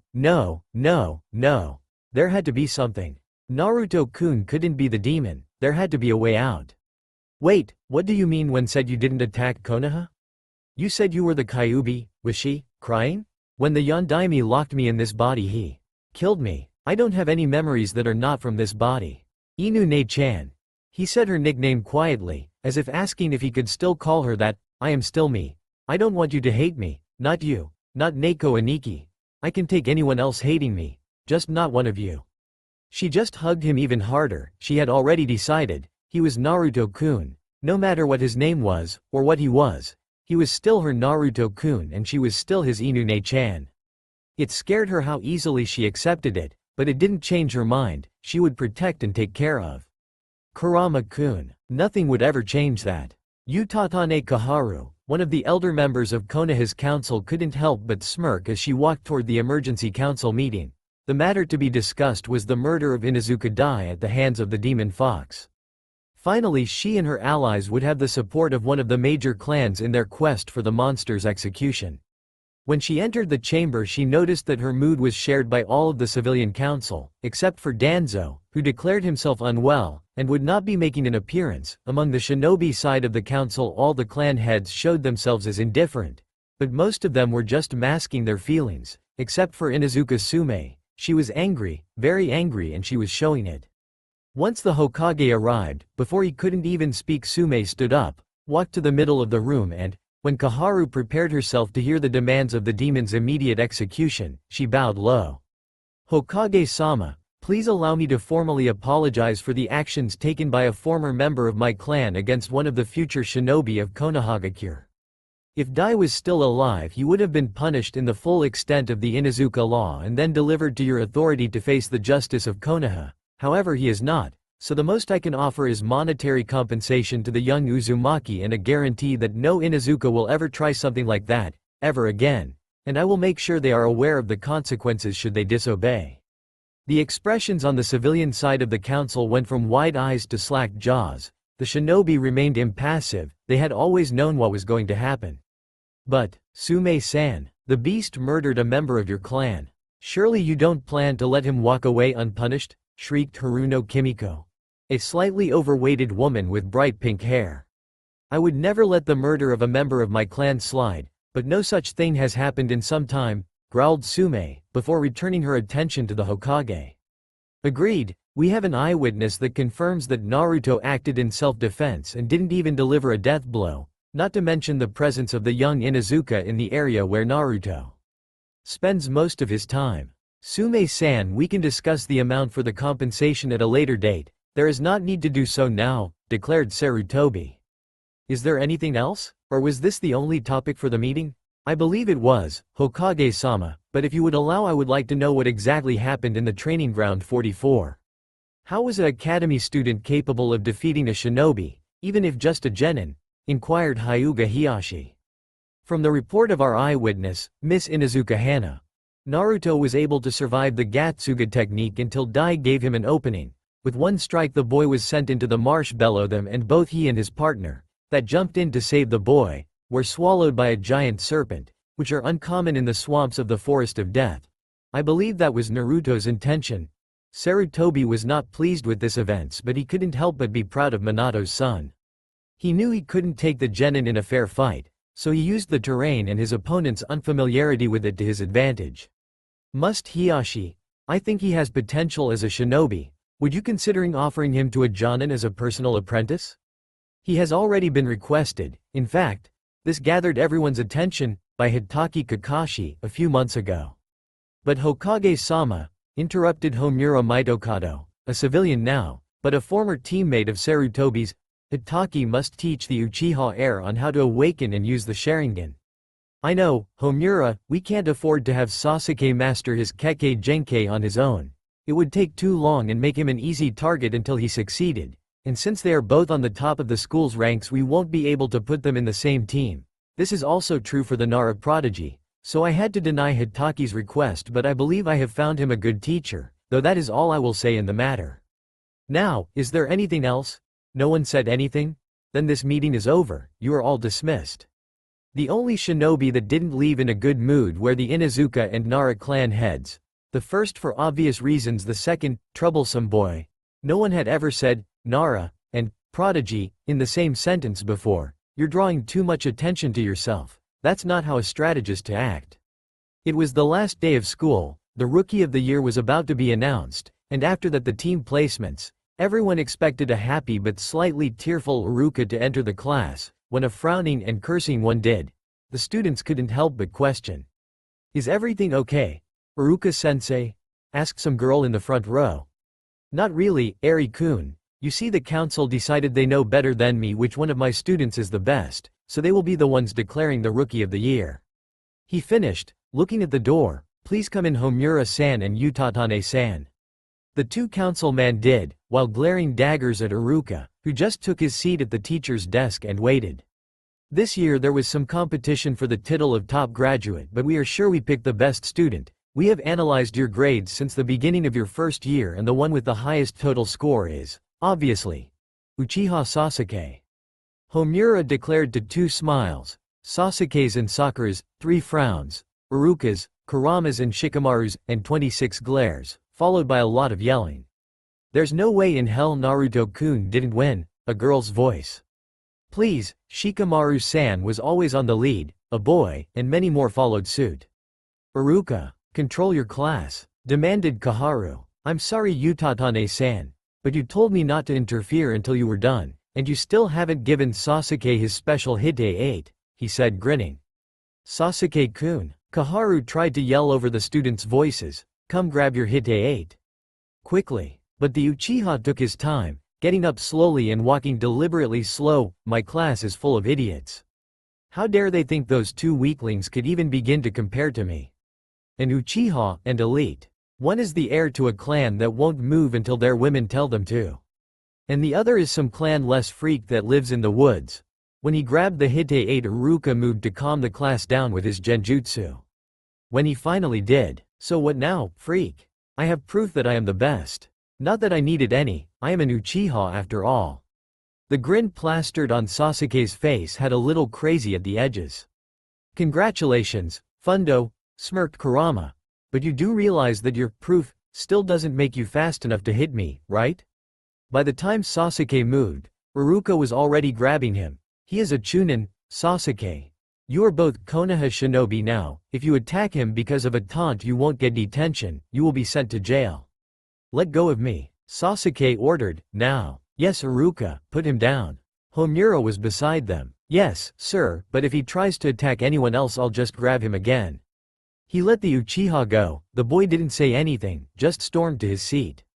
That's when Mizuki entered the class with a tray full of Hite 8, but unlike Sasuke's, in which the leaf was red, theirs was black. While he distributed them, Iruka approached Shikamaru and the Kyuubi. Do you guys want to know who's the real Rookie of the Year? They looked at each other, at Iruka, and shook their heads. Nah, answered Naruto. The real thing starts now. I don't want to go out there with a big head thinking I'm some kind of god. Well then, you have nothing to worry about because I won, teased Haihao. Maybe, shame it doesn't matter, smirked Kurama. Yeah, I guess, thanks anyway Iruka-sensei, said Shikamaru turning to Iruka again. The sensei just smiled and walked away. Haihao wore his hite-8 on his arm, while Minako-chan wore hers like belt. Kagawa-chan chose to wear hers like a necklace, while Kurama just hid his in his pocket, causing Haihao to raise an eyebrow, but he was the only one to notice. After everyone had a hite-8, now I'll be announcing the teams. They will be made up from 3 Genin and 1 Jonin sensei, Team 1. Kurama was worried. He knew his Jonin would probably dislike him, so he was hoping to have at least one friend on the team. And Haihao was out. Their scores were the same. If they were put together, balance between the teams was impossible. So he hoped for Minako-chan or Kagawa-chan, and if he couldn't have them he could do with Niku-kun. Team 4. Yamanaka Ino, Onishi Noriko and Uzumaki Naruto. Announced a smiling Iruka to look up and see a grinning blonde been tackled by another blonde and a brunette. If he boy was happy now. Wait until he said the last name. Jonin sensei will be Inuzuka Hana. It looked like the boy had sucked the happiness from the girls. His grin was almost splitting his face in two, but the girls looked dejected. They had met Hana a few weeks into this year. And all the confidence Ino had as Naruto-kun's number 1 was blown away in a minute. Hana was older, smart, beautiful, funny. She would hug Naruto-kun every few minutes and her S were a D, and now she was a Jonin. How are they supposed to compete with her? His smile wasn't really helping either. After a while, Team 7. Uchiha Sasuke, Haruno Sakura and Aburame Shino. Jonin sensei will be Hitaki Kakashi. Team 8. Akamichi Choji, Shikamaru Nara and Hyuga Hinata. Jonin sensei will be Yuhi Kurenai. Team 9 is still active, but Kurama tuned him out, turning to Haihao. Well, best of luck, Haihao. Hope you don't die, he smiled, offering his hand. You too, Arai. If you die the Uchiha will start looking at me for a rival, and he is just too troublesome. But Shikamaru was also smiling as he shook Kurama's hand. You have 1 hour for lunch, get to know your team and come here to meet your new sensei. Best of luck to you all, and know that it was a pleasure teaching this class. I hope you all turn into fine shinobi and kunoichi. Know that from this day forward I am no longer your teacher. From this day forward we are fellow Konoha shinobi. Iruka waved his goodbye with a smile and some tears. Kurama led his team to a tree. Since they always ate in its shade, he was carrying only an apple, but he knew he would get plenty to eat. When he sat down he was offered 2 bentos. I made this for you, Naruto-kun. Ino half smiled at him, half glared at Noriko. It was an impressive sight. Mine's way better, declared Kagawa-chan. From the smell hers had more meat in it. If he had to choose it would be hers, but I'm so hungry. Can't I eat both? Pouted the Kyuubi. Of course you can, Naruto-kun. Both girls agreed instantly. Piece of cake. Well, do you have enough room for mine? Came a voice from the tree. They looked up to see Hana standing on the trunk. How can you? Began Kurama, just to be cut off. Don't worry, I'll teach you guys soon enough, she said, smiling. I couldn't wait to see my team, especially with my Naruto-kun in it, so I came to have lunch, and I brought you a bento. Do you want it, Naruto-kun? The blonde just smiled, got his hug and his bento and began to eat. Say, started Ino, aren't you a little young to be a Jonin sensei, Hana? Sensei? Yeah, but I had this deal with Hokage-sama, so things worked out. She grinned. Turning to Naruto, she saw him eating Noriko's bento. Ino's was already empty and hers being saved for last. What kind of deal, sensei? Asked Noriko, always curious. Well, I don't know if I should tell.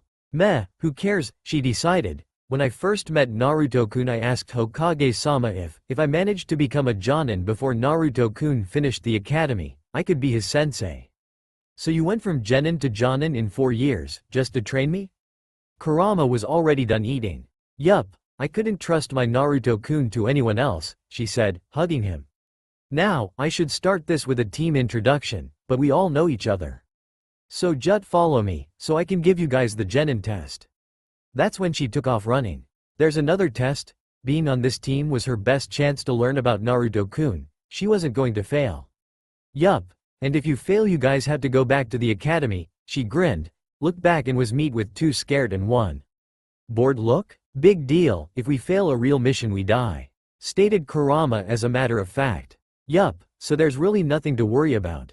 Except I might not be able to teach Naruto-kun. Hana was seriously considering just pretending she tested them.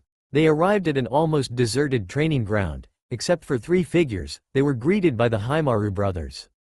Okay, the rules are simple. 3 of you, 3 dogs, grab one and bring him here. And hurry up, you have 3 hours. As soon as she was done, Kurama dashed for the 3rd brother, leaving Minako-chan and Kagawa-chan to eat his dust. But the mutt was too fast. Kurama could jump, run, roll, tackle and beg, but the thing wouldn't stop. Soon enough 2 hours had passed. He had gone for the 3rd in hope of taunting him to stay and fight. But the mutt was too smart, he wouldn't fall for traps either.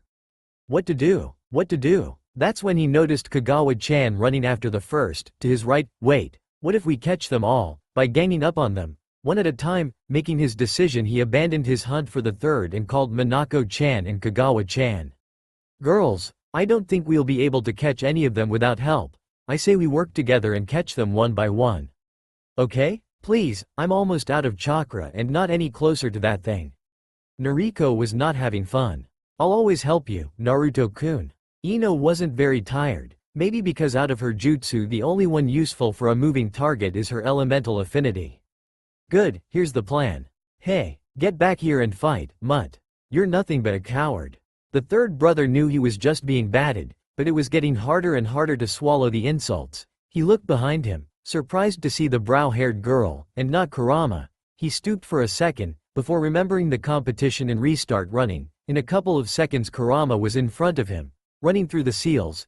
Kaden.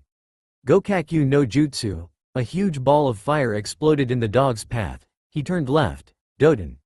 Gansetsukan and 4 staffs made of rock pierced the ground before him. Turning back, he ran to what was his right when the fireball appeared.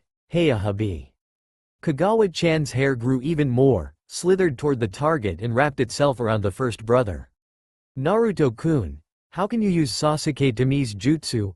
Asked Nariko as if a dog was not struggling to get free from her hair.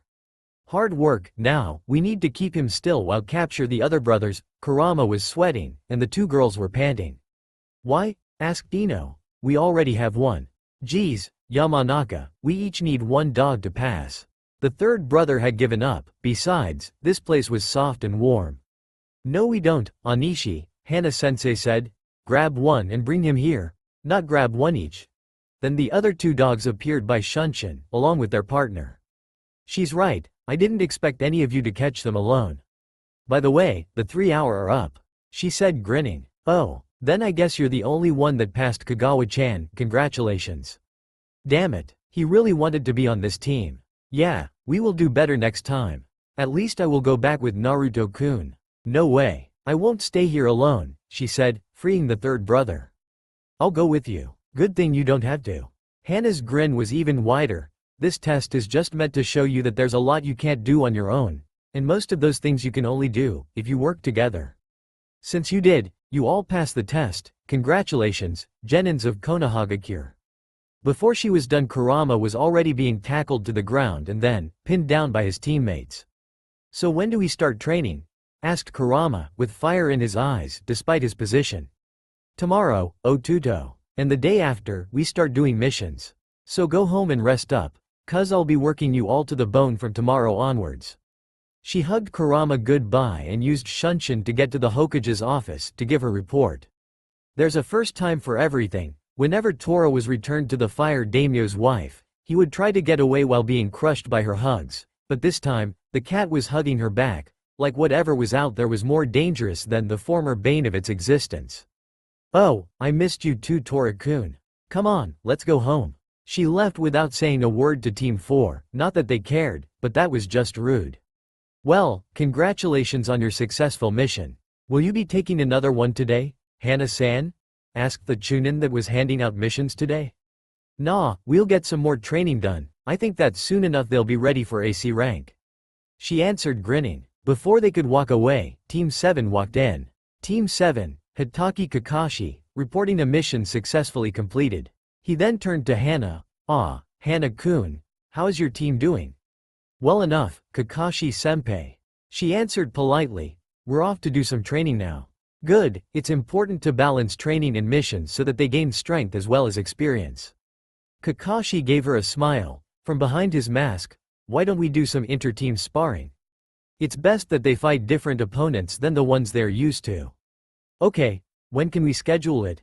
Naruto-kun always held back against the girls, she wanted to see him go all out. How about, he must, with his hand on his chin, right now? Sounds good, let's kick Kakashi-senpai's team's ass. Team 4 grinned and Team 7 frowned, except for Shino, he just waited. Okay, began Kakashi, from behind his little orange book. We'll have tree one-on-one spars with the losing team's sensei treating everyone to dinner. The rules are, no rules, do whatever you want and we'll stop when someone has won. Don't bother arguing, if we had to stop the fight, you lost. Now, who wants to go first? I do, and I want to fight the second place, declared Sasuke, pointing at Naruto, receiving 3 low growls from the boys' teammates and sensei, and 3 loud growls from the Haimaru brothers. Sounds fun, can we Inu Ne-chan? Kurama turned to Hana, who lost her frown immediately. Sure, Otuto, go kick his ass. She gave him a thumb up, say Kakashi-senpai, I know my students better than you, and you know yours better than me. So what say I save mine if he needs and you take care of yours? Okay, Kakashi giggled from behind his book. Sasuke and Kurama stood in front of each other. The Uchiha took his stance and Kurama just ready himself, but didn't move. Begin, declared Hana. Out of the corner of her eye, she saw Kakashi putting his book away. The Uchiha wasted no time, charging at the Kyuubi and trying a flying kick. Kurama side-stepped, jumped a couple inches, turned his body sideways and spun, landing an elbow at Sasuke's ribs, sending the boy back to the ground. He jumped again as the Uchiha tried to sweep his legs and backflipped away. When he did, the Uchiha saw his chance. Running through the hand seals, he took a deep breath and yelled, Kaden. Gokakyu no Jutsu. Spitting a massive fireball, easily twice the size the first one he showed Kurama. The Kyuubi just rolled out of the way, and did something that shocked everyone but Hana. He shoved his hand into the fire and it was covered in flames in a second. After another, Kurama was completely covered in flames. Kakashi was about to move in, when Hana put a hand on his shoulder. You can't move yet, Kakashi-senpai, your student's life is still not in danger, she said, smirking. What is she talking about? Naruto is going to. That's when he saw, the flames were gone but Naruto was different. First off, he no longer had his fangs, claws or whiskers, his red eyes and the roots of his hair were now orange, both seemed to move, like they were on fire. Naruto's mouth was open so you could see a glow coming from it, like there was a fire lit in his throat, and to add to that impression, every time he released a breath, it came out as smoke. Finally, he had a single tail, made completely of fire. What the hell is that? Demanded Sasuke. Kurama just shrugged, Kekkei Genkei. Now, why don't we try that jutsu again, Fundo? He smirked. Sasuke complied, making the seals, and taking a deep breath, he yelled, Kaden. Gokakyu no Jutsu. Unleashing another fireball, the same size as the first. Kurama's smile grew wider, making single seal, the tiger, Kaden. Gokakyu no Jutsu. He spit another fireball, easily larger than Sasuke's. The battle of jutsu lasted a few seconds, and Kurama's won. All the Uchiha could do was stare, wide eyes as his favorite jutsu moved to obliterate him. By the time the fire hit the ground, Kakashi had already gotten the Uchiha out of the way. He turned to Hana. What the hell was that? She answered, you know what it was, his Kekkei Genkei. Her tone serious. He can stole my jutsu, growled Sasuke. You do realize your clan got famous because of the Sharingan, right Teme? Came Nariko's voice. Shut up, you bitch. He'll be punished for this. I'll get the council to lock you up and throw away the key. Smirked Sasuke. You're an idiot, Fundo. The Gokakyu is not a clan-exclusive jutsu. Sure, it got famous because of the Uchiha, but they didn't invent it. Kurama stated, clapping his hand as if praying, and going back to his original form. Besides, I learned it from an Uchiha. Bullshit, yelled Sasuke. No Uchiha would teach a clan-less orphan one of our techniques. Well, Neko Iniki was never really proud of being an Uchiha, was he? He smiled at the thought of his brother. And that was enough to send Sasuke over the edge, but when he tried to move, Kakashi knocked him out with a chop to the back of the neck. Naruto-kun, please don't mention Itachi when talking to Sasuke. You know how he gets? said Kakashi, shaking his head. Well, why don't we have a fangirl clash? Yamanaka versus Haruno? He asked with a smile, ignoring his first student on the floor. But Kakashi-sensei, Sasuke-kun needs to go to the hospital. Sakura cried. Well, I'll take him there if you beat her, but if I have to pay for dinner then it will take him a long time to get there. He nodded. Yup, you know how easily I get lost. In clear panic she stood in front of Ino and took a basic taijutsu stance. Huh, time to show off to Naruto-kun, thought Ino. She performed the hand seals and yelled, Doden, Gansetsukan, creating two staffs out of stone. She grabbed one and rushed Sakura. She was, however, not very skilled at using a staff, so the pink-haired girl was able to dodge quite easily. When she moved to attack, however, she pulled her fist all the way back and got hit in the forehead by the other staff. Out of sight, out of mind, huh, Sakura? Ino stood smirking. Your students are very skilled, Hana-kun, said Kakashi, who was once again hidden behind his book. Well, it's all up to you, Shino. Please avenge your comrades. Yes, sensei, answered the boy hidden by an overcoat and sunglasses. Good luck, Kagawa-chan, smiled Kurama. Why didn't you wish me luck, Naruto-kun? Pouted Ino. Because you didn't need it, there was no way you would lose to that, pointing at the unconscious pink-haired girl. You're too strong. But Tsubaku-san, Hive-san, is strong too. He turned towards the last match. Ino didn't, she was just grinning like an idiot. Naruto-kun says I'm strong. Shino's bugs were forming clouds around Nariko. With a few hand seals, she yelled, Heya Habi, and her hair grew and reached for Shino, but he was too fast and his bugs were closing in. After a few more seals, Hari Jizo. Needle Jizo, and she was hidden inside a cocoon made from her hair. The bugs however just landed and Kurama could feel them sucking Kagawa's chakra. Before he could yell out to her, they heard a very low voice, Hari Haretsu. Needle explosion. And from everywhere in the cocoon chakra-enhanced hair strands flew out, leaving no place to hide, but when Shino was hit he just exploded into bugs. Mushi Bunshin no Jutsu, insect clone technique, called Shino from behind the cocoon. He couldn't attack her, but he didn't need to. In a few seconds her hair returned to normal and she fell down. Kurama went and picked her up, bridal style. I'll take her home. Inu Ne-chan, can we leave the dinner for another date? Both Ino and Hana were hard-pressed to say no and tell him to just leave her there, or at least demand a ride as well. But Hana knew better, and was faster, but that didn't mean she was going to let the girl be carried around like that by her Naruto-kun. Don't worry Naruto-kun, I'll take her home, it's my responsibility as a sensei. If you'll excuse me senpai. She bowed a little to Kakashi, who just nodded. Both Jonin picked up their unconscious students and used Shunshin to leave. When they were gone, that was very impressive, Tsubaku-san. I'm also glad you didn't hurt her. Kurama said, but through clenched teeth. Don't worry, Naruto-san. She's perfectly fine. I even stopped my insects before she reached true chakra exhaustion. I wouldn't risk angering you. If you'll excuse me. He turned and left. Kurama was hard-pressed not to rip his head off, but he knew he was overreacting. He just didn't know why. Before he could figure it out, Ino grabbed hold of his arm and called his name, and although his worry for Kagawa-chan was still there, his anger was gone. Naruto-kun, I'm talking to you. Do you want to go eat somewhere? Ino shook him awake. I would love that, Manako-chan. I want to try this new place that opened in the main street. They sell something called takoyaki. He then used henge to turn into Haihao. Shall we? Not with you looking like that. I want Naruto-kun, she pouted. But if I don't henge then they wouldn't service us.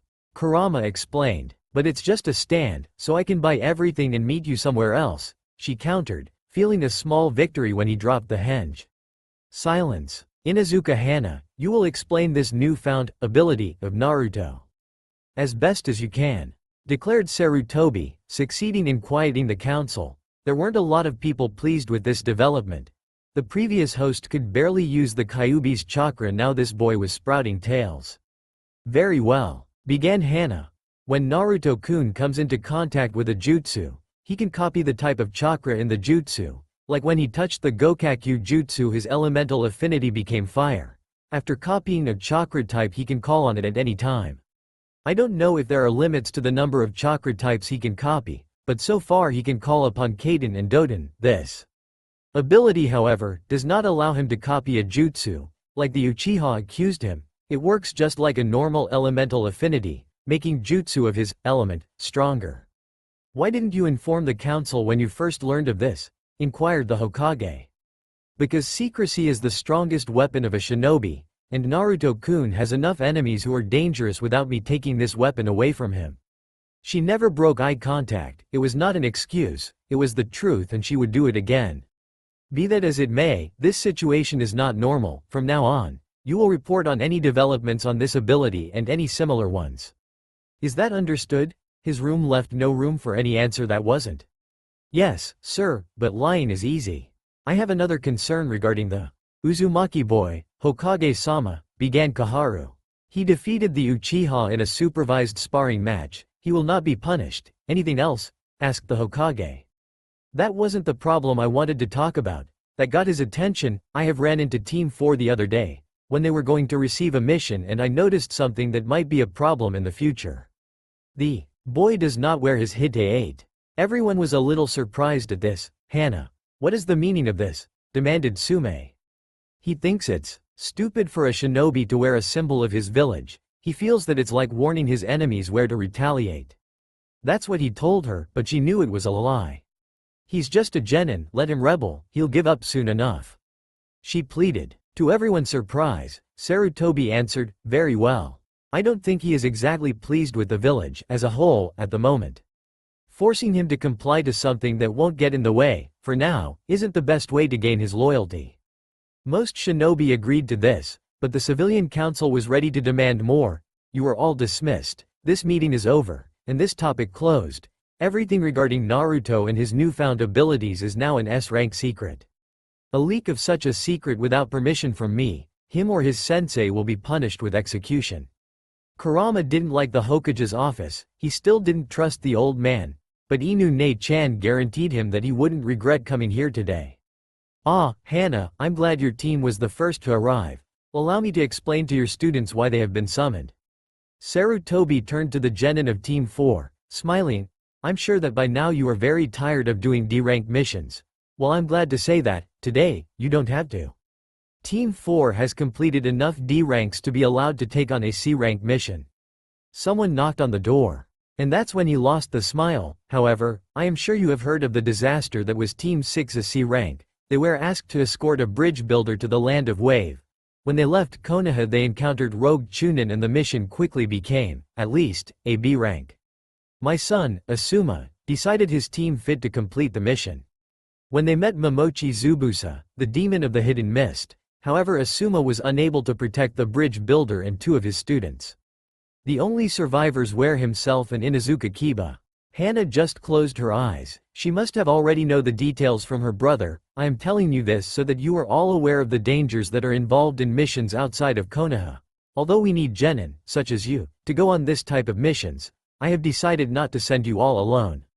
Please come in. When the door opened, a man with black hair cut as an upside bow, and dressed in a dark green jumpsuit, with orange leg warmers and a Jonin vest, and his smaller version of him, minus the vest, walked in. They were followed by a girl with brown hair, combed into 2 bums, and brown eyes. She wore a pink Chinese dress and normal shinobi pants, and a white-eyed boy with black hair, that wore a gray khaki shirt, dark brown shorts and blue shinobi sandals. This is Team Guy. Although I planned on sending 2 rookie teams for this mission, I have decided to send them as your Senpai team. They are Neji Hyuga, Rock Lee and Tenten. Their sensei is Maida Guy. Please feel free to depend on them. He turned to the older team. I will trust you to help your respective kohai should they run into any trouble, but please remember to let them squirm a bit. It's how shinobi grow. This are Uzumaki Naruto, Yamanaka Ino and Anishi Nariko, and their sensei Inuzuka Hana. Yes, Hokage-sama, did you hear that, Lee? While I make sure that Hana-chan learns and carries forth the flames of youth, you must do the same for your new kohai. I know you can do it, Lee, declared Guy with a thumbs up and hand on his waist. Do you really think I can spread the flames of youth, Guy-sensei? His mini-me asked, on the verge of tears.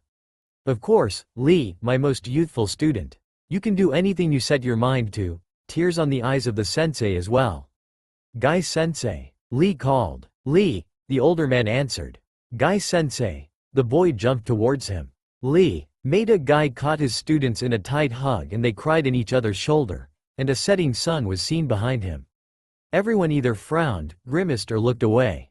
Except for Kurama, he smiled. Naruto-kun, how can you even look at that? It hurts. And why the hell are you smiling? Demanded Hana. Kurama gave her a small smile. Reminds me of Neko Aniki. This got her even more confused. How the hell can you look at those two and see Itachi? And that name caught the attention of Team Guy. Bunshin Senpai, clone Senpai, is doing his best to be like the one he respects, Dokuji Sensei, original Sensei. Just like one day, I'll be as strong as Neko Aniki. That's when Ino and Noriko noticed something about the clothes Naruto-kun started wearing around their second year. Black shinobi pants, with black open-toes sandals, a sleeveless gray vest over a sleeveless black shirt. He also had elbow-long black gloves. He didn't have a mask, but he was almost wearing an Anbu outfit. Why do you want to look like the butcher of the Uchiha? Neji had heard rumors that some kid was responsible for Itachi's insanity. There was no way that was true, but the rumors had to come from somewhere. Did this boy play a part on the Uchiha massacre? Because Neko Aniki is the freest person I know. The blonde answered with another small smile and closed eyes. Naruto-kun, please don't try and follow the example of such an unyouthful model. Uchiha Itachi is a criminal. There are much better men that you can learn from, like Guy-sensei. Lee struck a nice guy pose. The temperature of the room dropped several degrees. Kurama's smile was still in place, but his red eyes were narrowed and hard. Bunshin Senpai, please don't talk about things you don't understand. But, began Lee, only to be stopped by a hand on his shoulder. Lee, he obviously knows the Uchiha better than us, so it's not our place to say how he should feel about the man. But I would be careful, Naruto-kun. This village holds no love for Itachi. Frowned Guy. It holds no love for me either. Oddly enough, this smile seemed real, like it didn't bother him. The Hokage cleared his throat, bringing everyone's attention to him. Now that introductions are out of the way, this is your mission. A festival has just ended in Konoha, and some of the performers have banded together to form a caravan. They have hired Konoha to supply them with protection from road bandits. Guy, Hana, are your teams ready for this mission? Hi, Hokage-sama, answered the Jonin in unison. Good, you will meet the caravan at the village's gates in 2 days, at noon. You are dismissed. Both teams left to prepare for the mission. Team Guy met up in one of the training grounds and headed for the gate. When they arrived, the two of the genin were running up the village walls. Oh, Naruto-kun, why aren't you practicing with your teammates? Are your flames of youth low today? Asked Lee, while waving. Ah, good morning Senpai, Dokuji Sensei. He lowered his head for a second. I didn't have any problems with this exercise, so I would rather save my strength. But Naruto-kun, the more you train at something the better you'll become, so even the little trouble you had will soon go away. Lee pumped his fist. You misunderstood Lee, he never had any problems with this exercise, explained Neji. Tell me Naruto, how many times did you fall from the tree? None, his answered surprised even Neji. He was expecting few but 0? Now, Naru-chan, that exercise isn't easy at the beginning, there's no need to lie. Tenten fell from the tree when she first did that kind of training, she fell a lot. It's true, little girl, came Hana's irritated voice. Naruto-kun didn't let her call him like that in public, so why the hell didn't he correct the girl? His chakra control is so good it's scary, he can already do water walking. Lee and Tenten had their jaws on the floor. Guy's eyes were wide but Neji just smirked. It seems fate has given you a good hand, Naruto. Kunoichi-san, a man called Hana, apparently assuming that she was in charge, since the other options were kids and Guy, we are ready to move. Then we will. Senpai, please let me see how you coordinate you team. She smiled at Guy. Very well, Neji, I want you in the front. Keep your eyes open for any traps or ambushes. Lee, in the middle to the left of the line. Tenten, same thing, but to the right.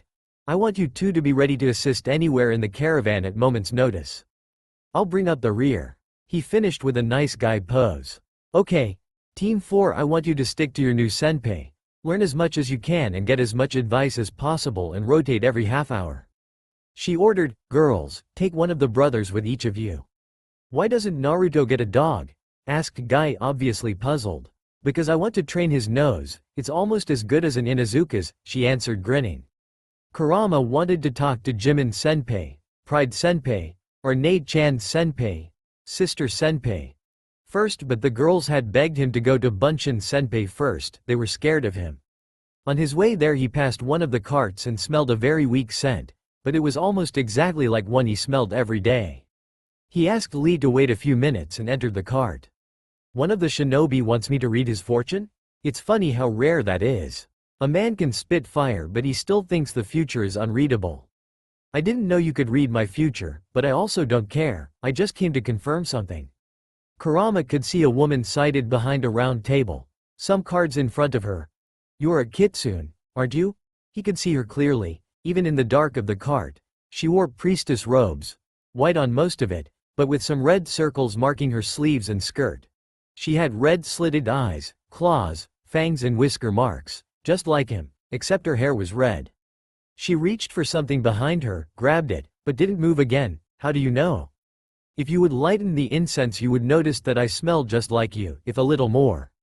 Royal, he walked until he reached the table and raised his hand in front of the fox. She sniffed it and fell on her knees, bowing and touching her forehead to the floor. Forgive me, Kurama-sama, I never expected to meet one such as you this way. The Kyuubi was used to people doing things very different than bowing for him. It was nice change of pace. Don't worry, I am used to far worse welcomes. He waved it off, signaling her to get up. You can tell what happened to me, can't you? I don't understand, Kurama-sama. What are you talking about? She looked truly puzzled. I am stuck in a human. He answered grinning. This only increased her confusion. So am I, my lord, is how we keep ourselves in this world. Kurama-sama, are you feeling well? If we use human bodies as anchors, then how could I attack Konoha looking like a giant fox? He muzzled, with a hand on his chin. Is this some kind of test? I don't understand. Though the woman, you just shape-shifted, my lord, don't you remember? She already knew something was up and she was still his best hope for answer so, not really. No, when I was sealed in this body I lost all my memories, except my name and the knowledge of what I am. Can you help me with this problem? Of course my lord. Well, she seemed eager, what would you like to know? How can I shapeshift? That sounded fun. It's a kitsune jutsu, fox art, kitsune raikon, fox soul, and to return its jinteki raikon, human soul. If she helped Kurama-sama now, while he was weak, when he was back to his true power he would surely reward her. I can't teach it to you here, the shinobi would fell our chakra and come check, but I can write you some scroll teaching you the techniques. She was already doing that. Thank you, very much. He smiled, I'll be sure to remember this. Yes, it's the least I can do, my lord, I'll include as many techniques as I can. How long do you have? Her red eyes never left the paper. I'll include the kitsune human, fox visit, and… Wait, he interrupted her, kitsune human, is that a Kuchiyose jutsu? Well, not exactly, it will allow you to call on foxes at any time. Most of us would need a blood offering to use it, but no one would disobey you, Kurama-sama. So all you need to do is use it and call on the type of fox you want, big or small, strong or fast. If you know the name it makes everything's easier. Sounds good, please be very specific when explaining the jutsu, I've had enough of figuring out everything. He frowned. Yes, Kurama-sama, and if you ever have any questions, just call for Mitsuko and I'll explain anything you need. She smiled and restarted writing. When Kurama left the cart, it was to see Minako-chan dragging her feet towards Bunshin Senpai. He just smiled and figured, since Kagawa-chan was walking away from the only female on Team Guy, he was supposed to go to Nate-chan Senpai. Nate-chan Senpai, he called, causing the girl to turn with a smile. Naru-chan, you do remember me, she hugged him, I thought you would forget. The only person that would play with me? Even if she got scolded after that? Not likely. He grinned, but it's been so long. When I went back to visit you at the orphanage they said you were gone. But not who adopted you. Her eyes narrowed, like he was the one who kept the secret from her. No one adopted me, Nate-chan Senpai, I ran away, but I'm fine see. Genin, with a team that cares for me. Bright future ahead. He amended the last part when she turned as red as a tomato, ready to scream her lungs out. I have my own place now, Neko Aniki helped me clean it, he taught me how to hunt, fish, everything I need to leave in the forest. So that's why you care so much for him. Wait, you live in a forest? Naru-chan. Why? She looked closer to crying now, rather than screaming. Because it's safer than the village. And no, I'm not moving in with you. People would just start treating you badly and ruining your things. It looked like he had this argument before. Fine, but can I at least visit you? She asked, pouting. Nah, that forest is not a nice place to catch up, but we could keep in contact this time, Nei-chan senpai. He smiled. You better, if you disappear again I'm hunting you down, Naru-chan. She threatened, and asked something. Why are you calling Nei-chan senpai? I call them as I see them. He answered simply. Naru-chan, time's up.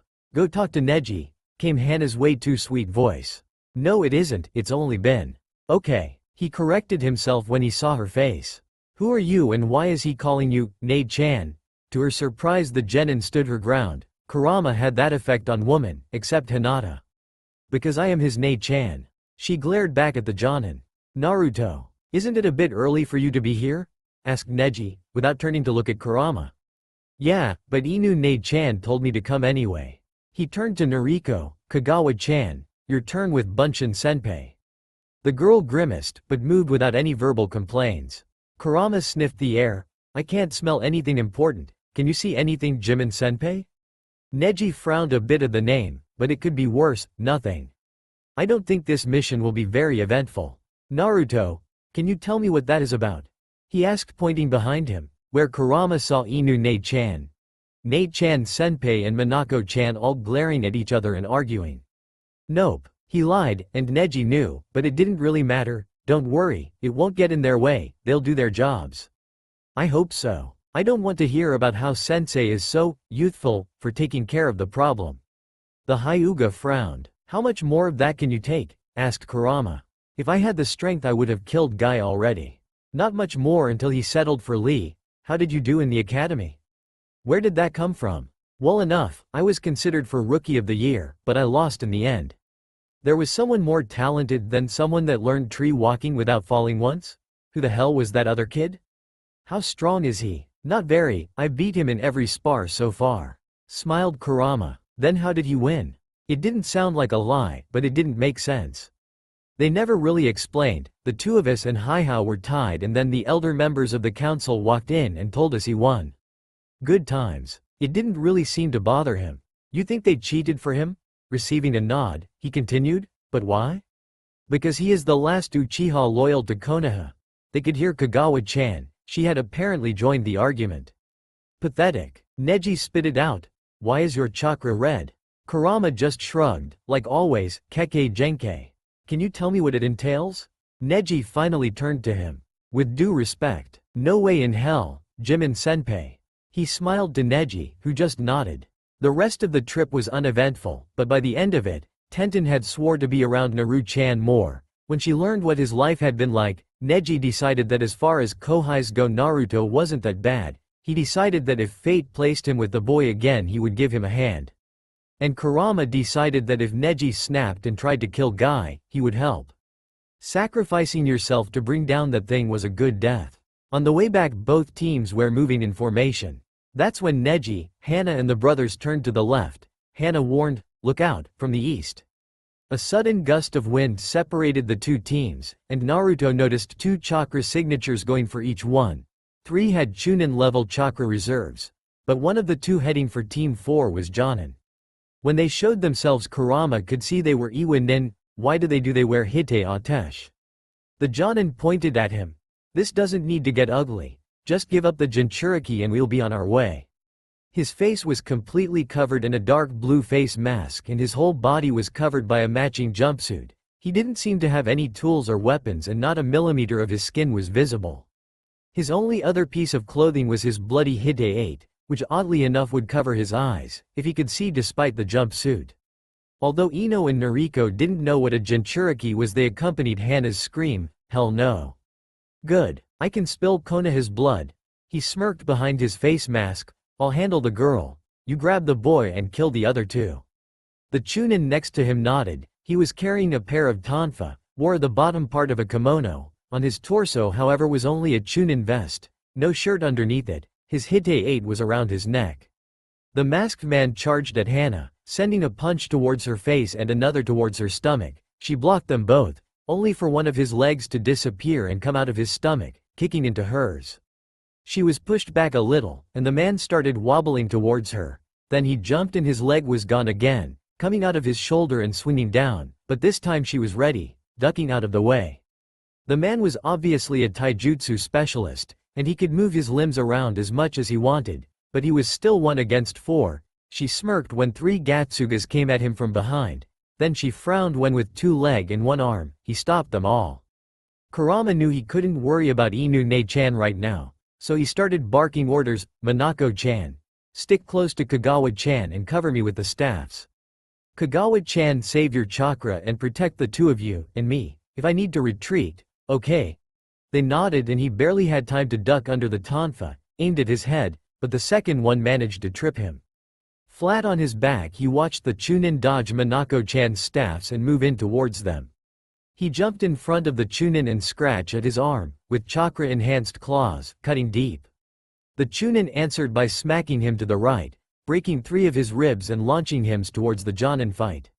Kurama turned to see where he would fall and saw his Inu-ne-chan and the brothers being held back by his members, which were all on the wrong places, but were still only 4. The Kyuubi smiled, ignoring the pain on his ribs, putting his hands together as if praying, Kon Bibu.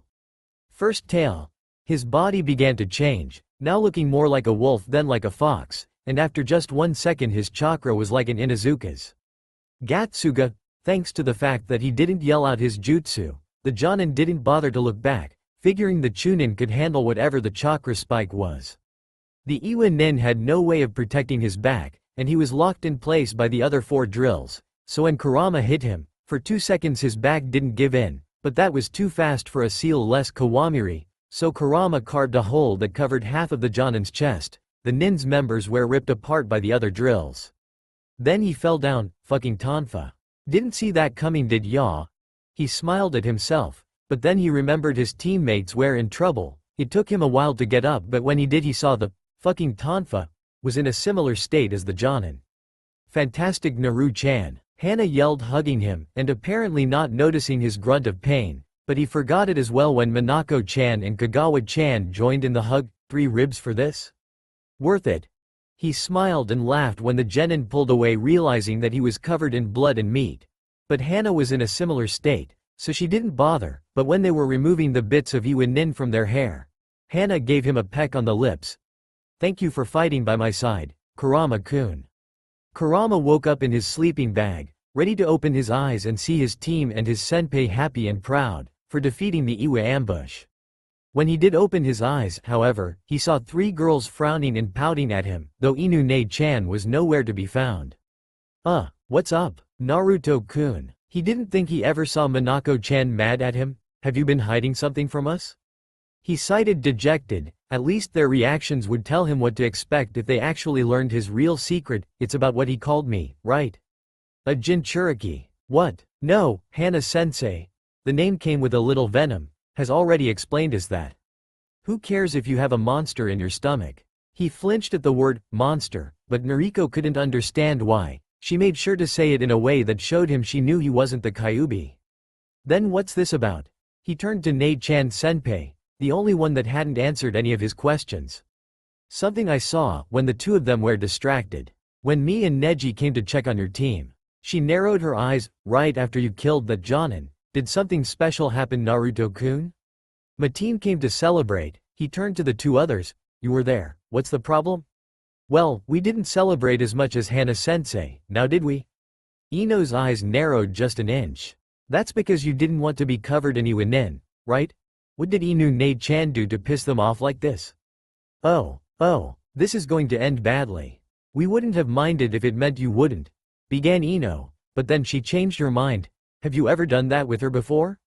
No, but it was really nice. It's called kissing, isn't it? He asked with a small smile. That's it. Play the fool, you're innocent, you didn't do anything wrong.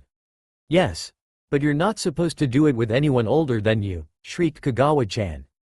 Anyone a lot older? Something like a year doesn't really matter, said Tenten, looking down. But I like Inu-ne-chan, just like I like you 3, and kissing is even better than hugging. He defended himself. Yes, you live in the woods, You don't know what the big deal is, it's just something nice. Wait, does that mean you want to kiss me? Ino's eyes were sparkling, the fact that he wanted to kiss 3 other girls? Forgotten, of course. He smiled, and in 1 second he was tackled by the blonde girl and her lips pressed hard on his. After a second she pulled back and stared into Kurama's eyes, and after another. Get away from him. She was pulled back by Tenten and Nariko. The weapon mistress turned to Kurama, Naruto-kun. Do you want to get back to sleep, because his ribs might start acting up?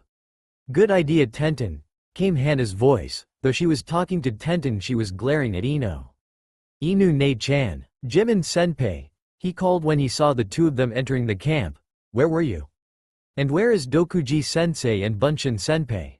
Probably in Konoha already. Hana glared at the direction of the village. After he killed the Chunin that attacked his team, he noticed Lee was injured, so he grabbed the boy and took off. Left me responsible for you all, never mind the fact that I'm a med nin. Naruto, how were you able to use an Inuzuka jutsu? The fact that his sensei had abandoned him in the middle of nowhere didn't seem to bother Neji. Kurama just shrugged, Kekkei Genkei. It looked like Neji would press the matter this time, but Hana decided to intervene. All right, that's enough. Naruto-kun, go back to bed, you're still not fully healed. Tenten and Nariko, grab the first brother and go take the last watch. Neji and Ino, you both go to sleep as well, we'll leave at 7 am, sharp. A month after Kurama had his first C rank was Shikamaru's turn. Now, a couple weeks later, he was back at the village. It was 3 am and they were leaving the shelter, a shinobi bar. Man, I still can't believe they sold his sake, hiccuped Kurama. Well, you know what they say. Old enough to kill, old enough to drink, yelled Haihao, one of his arms over the Kyuubi's shoulder, both stumbling down the street. Bah, we barely drank. You had, like, cups and you can't even stand on your own. Glared Kurama at his friend. I just tried to keep up with you. You're the one that drinks that stuff, like it's water, foxboy, said Shikamaru, pointing at his support. What the hell are you talking about? Nah, you're right. How do you do we know? Asked Kurama, with only one eye open. Come on, I'm smart. You look like a fox. Your birthday's the day the Kyuubi attacked. You're a Jinchuriki, Chiruku, Chiriki. I did my research. They fell hard. Ha ha ha, laughed Kurama, getting up and dragging his friend with him, close but no cigar. Hey. I'm the Kyuubi, not some human cage. Are you still awry? Asked Shikamaru, staring at the red eyes next to him, like he could see through them. Yeah, don't worry, I don't even remember anything from before I was sealed. Laughed the kitsune. Good enough for me, or at least. Drunk me? I might hunt you down in the morning. The Nara heir joined Kurama's laughter. Is that my house? Holy fuck, it is. Damn, my forest is on the other side of the village. Fuck, he wanted to break something. Boo-ha-ha-ha. Well, good luck getting there, foxboy. But in 1 second he was serious. Hey, Arai. How do you? Killed a guy, that's what I wanted to talk to you about. Before the sake. I know this sounds like bullshit, but pretend it didn't happen. Ignore it, distract yourself. And if you do remember, picture the guy, when you fought him, remember the killing intent, give him some horns and a forked tongue too. He patted his friend on the back. So the genin I captured with my shadow and forced him to walk off a cliff was a monster? Not me? Both eyes closed, but he was awake. Yeah, he must have been trying to kill your teammates, man. Save Niku-kun and the girl that doesn't talk. Cheered Kurama. You're rude, right? Thanks, Arai. Haha. I'll see you in hell. That's when he walked inside, only for Kurama to hear something as rare as the cry of a phoenix. A yell from Shikamaru. After he walked in, Kurama could hear a woman shouting about how he was too young to be out this late and drinking.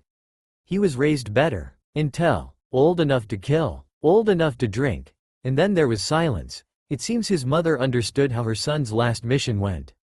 Kurama decided to go now. He took a few shortcuts through some alleys and passed out in one of them.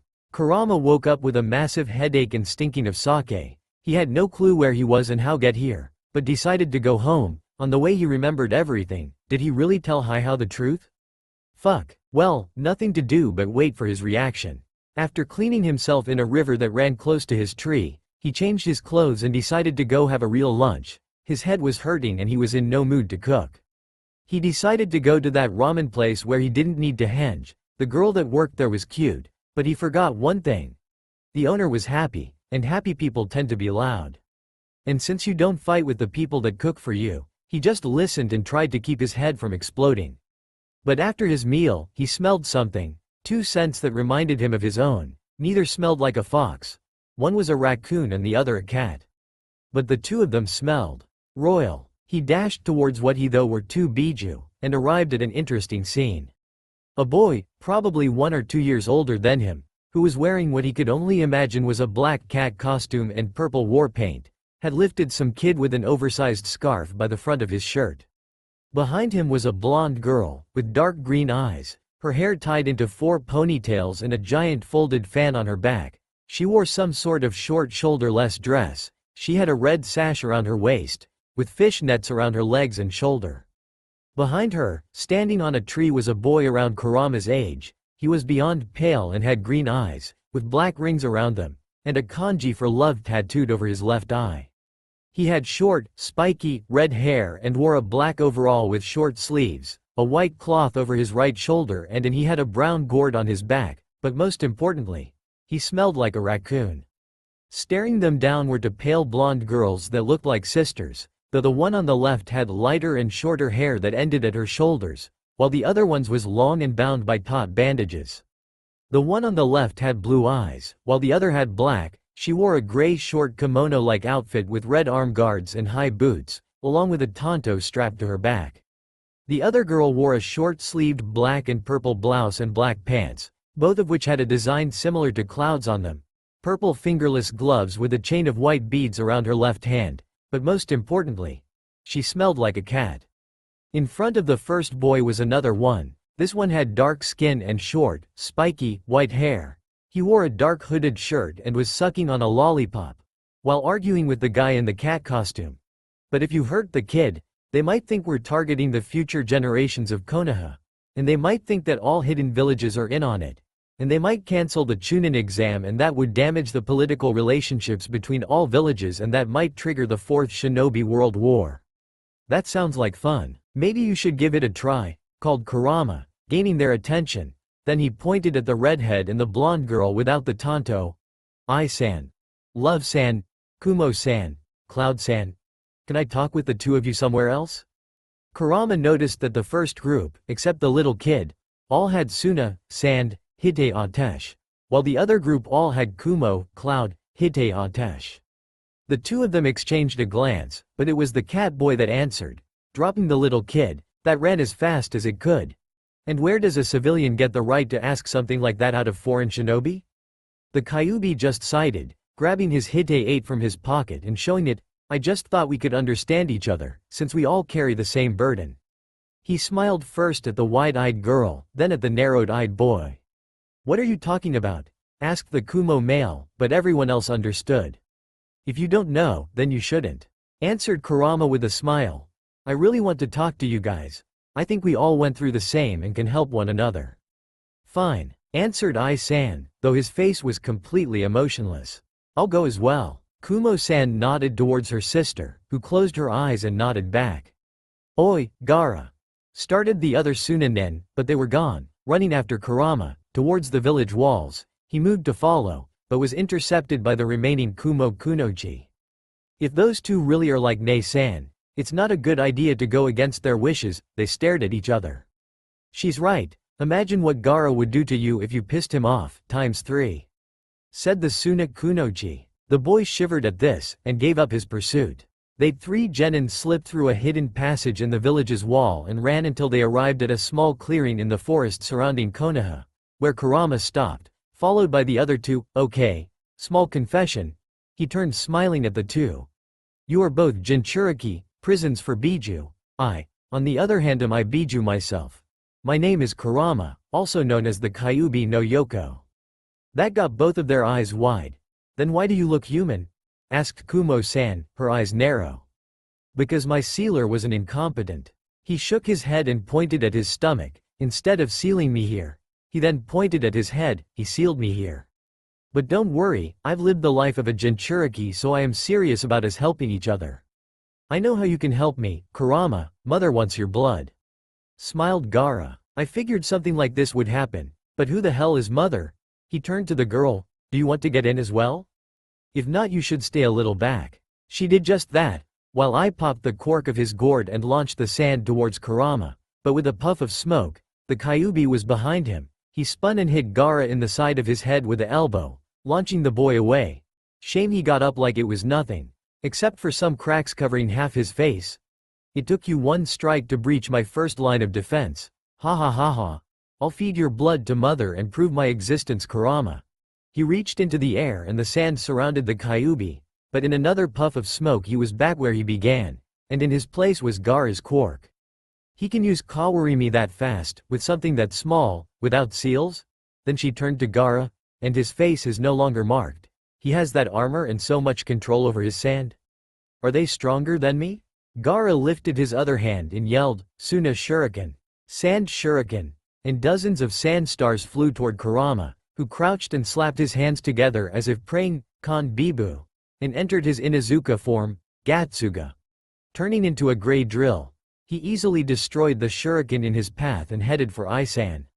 And for the first time in Gaara's life, he dodged, but he was still hit on the shoulder. His sand wasn't strong enough to stop the attack, and he bled.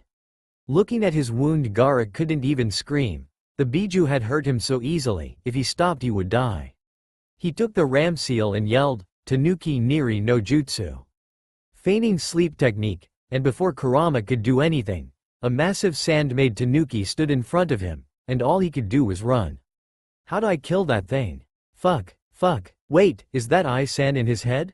Maybe if I can get him. He trailed off, dodging the sand that chased him and deactivating the first tail. Kumo-san watched the Kyuubi run through 6 seals she had never seen before, and on his shoulder appeared a very small, eye-patch-wearing, yellow two-tailed fox, Kurama-sama. How can I help you? The blonde smiled. Look behind us, Michi, the little fox did, and screamed like a little girl. Kurama-sama, that's Shukaku-sama, cried the fox. So that's his name, he laughed, if I die I should know who killed me. Now, Michi, I need you to bite the guy on his forehead. But Kurama-sama, pleaded Michi. Now, Michi, glared the Kyuubi, deciding his master was the bigger evil, since he could summon him at will. The little fox ran, dodging Shukaku's sand and getting ever closer. But from far away all Yugito saw was the little fox disappear and a yellow blur run towards, then up, Shukaku, moving too fast for the sand to hold, but when he jumped towards Gaara, he exploded in a smoke kid and was replaced by Kurama, his claws glowing red with chakra. Swiping at Gaara's head, the only thing Shukaku could do was pull his head back, so only 4 of the claws reached the sand armor, and only 3 cut the Jinchuriki's flesh. With a scream, Gaara woke up and held his bleeding face. He fell, breaking through half a dozen branches. After a few moments, Kurama dropped on his feet, a few cuts and scratches, from the sand and wind, in his clothes and skin, but in better condition. Slapping his palms together again, yawned Bibu. 4th tail. That's when his eyes turned almost entirely blue, with a very small black iris. His hair grew lighter and he gained a very faint blue chakra tail. He put together his thumbs, index and middle finger, lifting the others, aiming at Gaara with the opening between his hands. He called, Kumo-san, please take care of our bodies. Shintenshin no Jutsu, mind-body switch technique. The inside of Gaara's mind wasn't a desert, it was a pool with muddied water. Well, it must have started as a pool surrounded by white marble, but the sand had gained entrance and was dirtying the water more every second. It took Kurama a few moments to realize that he wasn't in his human form, but in his original form, the Kyuubi no Yoko in all of its glory. And far away from the pool he could see dunes of sand. He could see a form almost as big as his. A tanuki wrapped and trapped in white paper, like a mummy, but he could see that a small part of the bindings had already ripped, and other parts were threatening to give in. Every few seconds the tanuki growled, trying to break free, and with every attempt the water from the pool grew dirtier. Ichi! One! Roared Kurama, his voice deeper, more powerful and commanding than usual. Leave the seal alone and call back your sand. Or what? Demanded the other Biju. This is my mind. No, it isn't, it's eyes. So you're no stronger here than I am, and with you sealed, well, just guess what I can do to you, smiled the Kyuubi. The tanuki appeared to swallow hard, despite being a beast made of sand, and with his bluff called, he called back his sand, revealing the clear pole once again. You will give I your power whenever he asks. It's the least you can do after what you put him through. He left, without waiting for an answer. Kurama got up and returned to his normal form to find Yugito staring at him, deep in thought. You defeated Shukaku without calling on your power as a Biju. She must. I am a Biju. This is my power, Kumo-san, smiled Kurama.